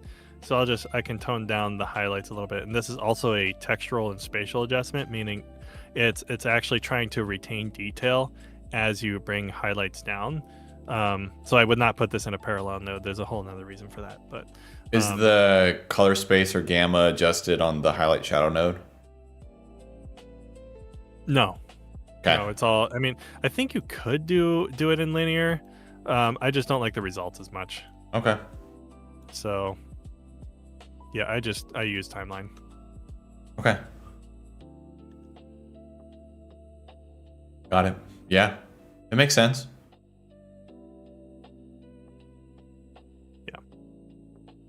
So, but yeah, that's kind of a couple ways I would approach it. And then of course, having those DCTL tools, if you're on the free version with pixel tools, the checkers and exposure. Well, the exposure charge for pitting middle gray, of course, but that checkers one to check your false color to see if your exposure is good, check if your skin tone looks good. Those are, and you can also split the view, so you can actually monitor your skin tone while looking at your original image. I keep forgetting this is actually supposed to be over here. There we go. That's better. So like maybe this is this is definitely too magenta. So we just move this over. And now I can actually like look at my skin tone a little bit more. And now looking at this, like, oh, that actually does look a little bit better. Yeah. Mm-hmm. So. Yeah. Dang. You're good at your job, sir. You are good at your job. I enjoy it.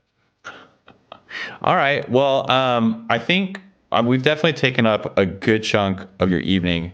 I don't know if anybody has any final color questions. Now would probably be a good time to ask. And I don't think it has to necessarily be related to like this particular example or workflow, but if there's ever something you've been curious about with like the color page, probably now.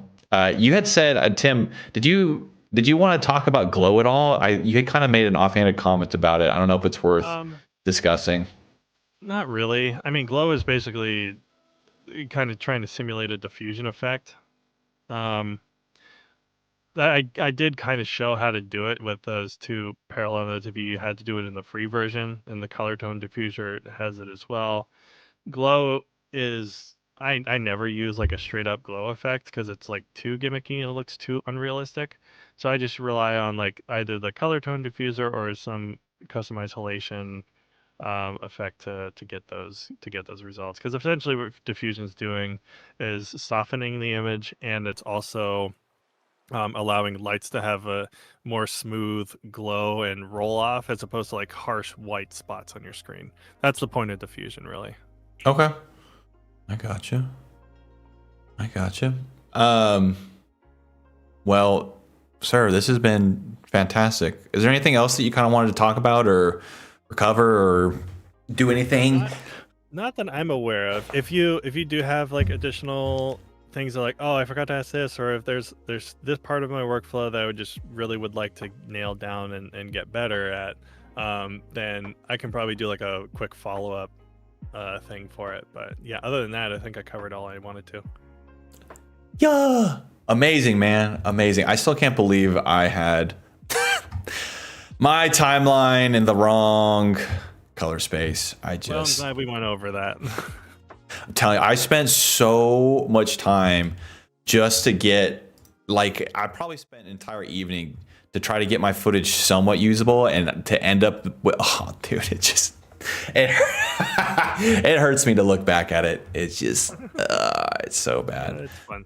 Yeah, I mean, again, the biggest thing is like start with the 3 nodes, maybe the split HSL HSV, and because those 4 things, I consider HSL HSV one thing.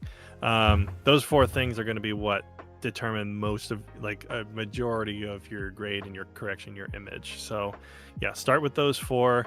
Get those to get your image as close as you can to its final, and then anything after that is secondary, like doing color selections, adding masks with the vignettes and stuff.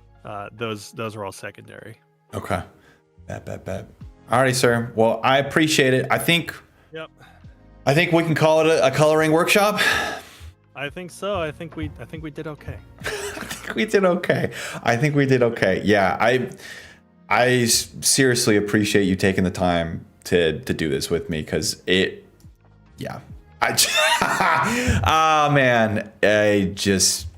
I keep bouncing back and forth between these 2 pictures, and you saved me a lot of headache. Alrighty, sir. Well, I'll let you close out your stream. I'm gonna hop out of the Discord, and we'll chat later. Yep, sounds good. All right, man. Bye. Bye. Alrighty, crew. That was coloring workshop number 2 with Mr. Camera Tim. Thank you guys all for tuning in and watching. What I am going to do is I'm going to end the YouTube stream.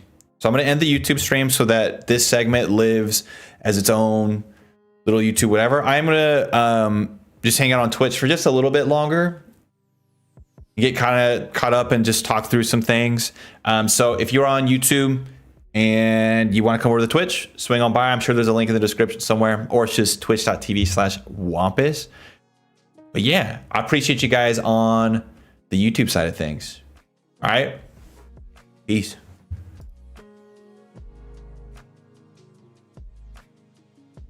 W.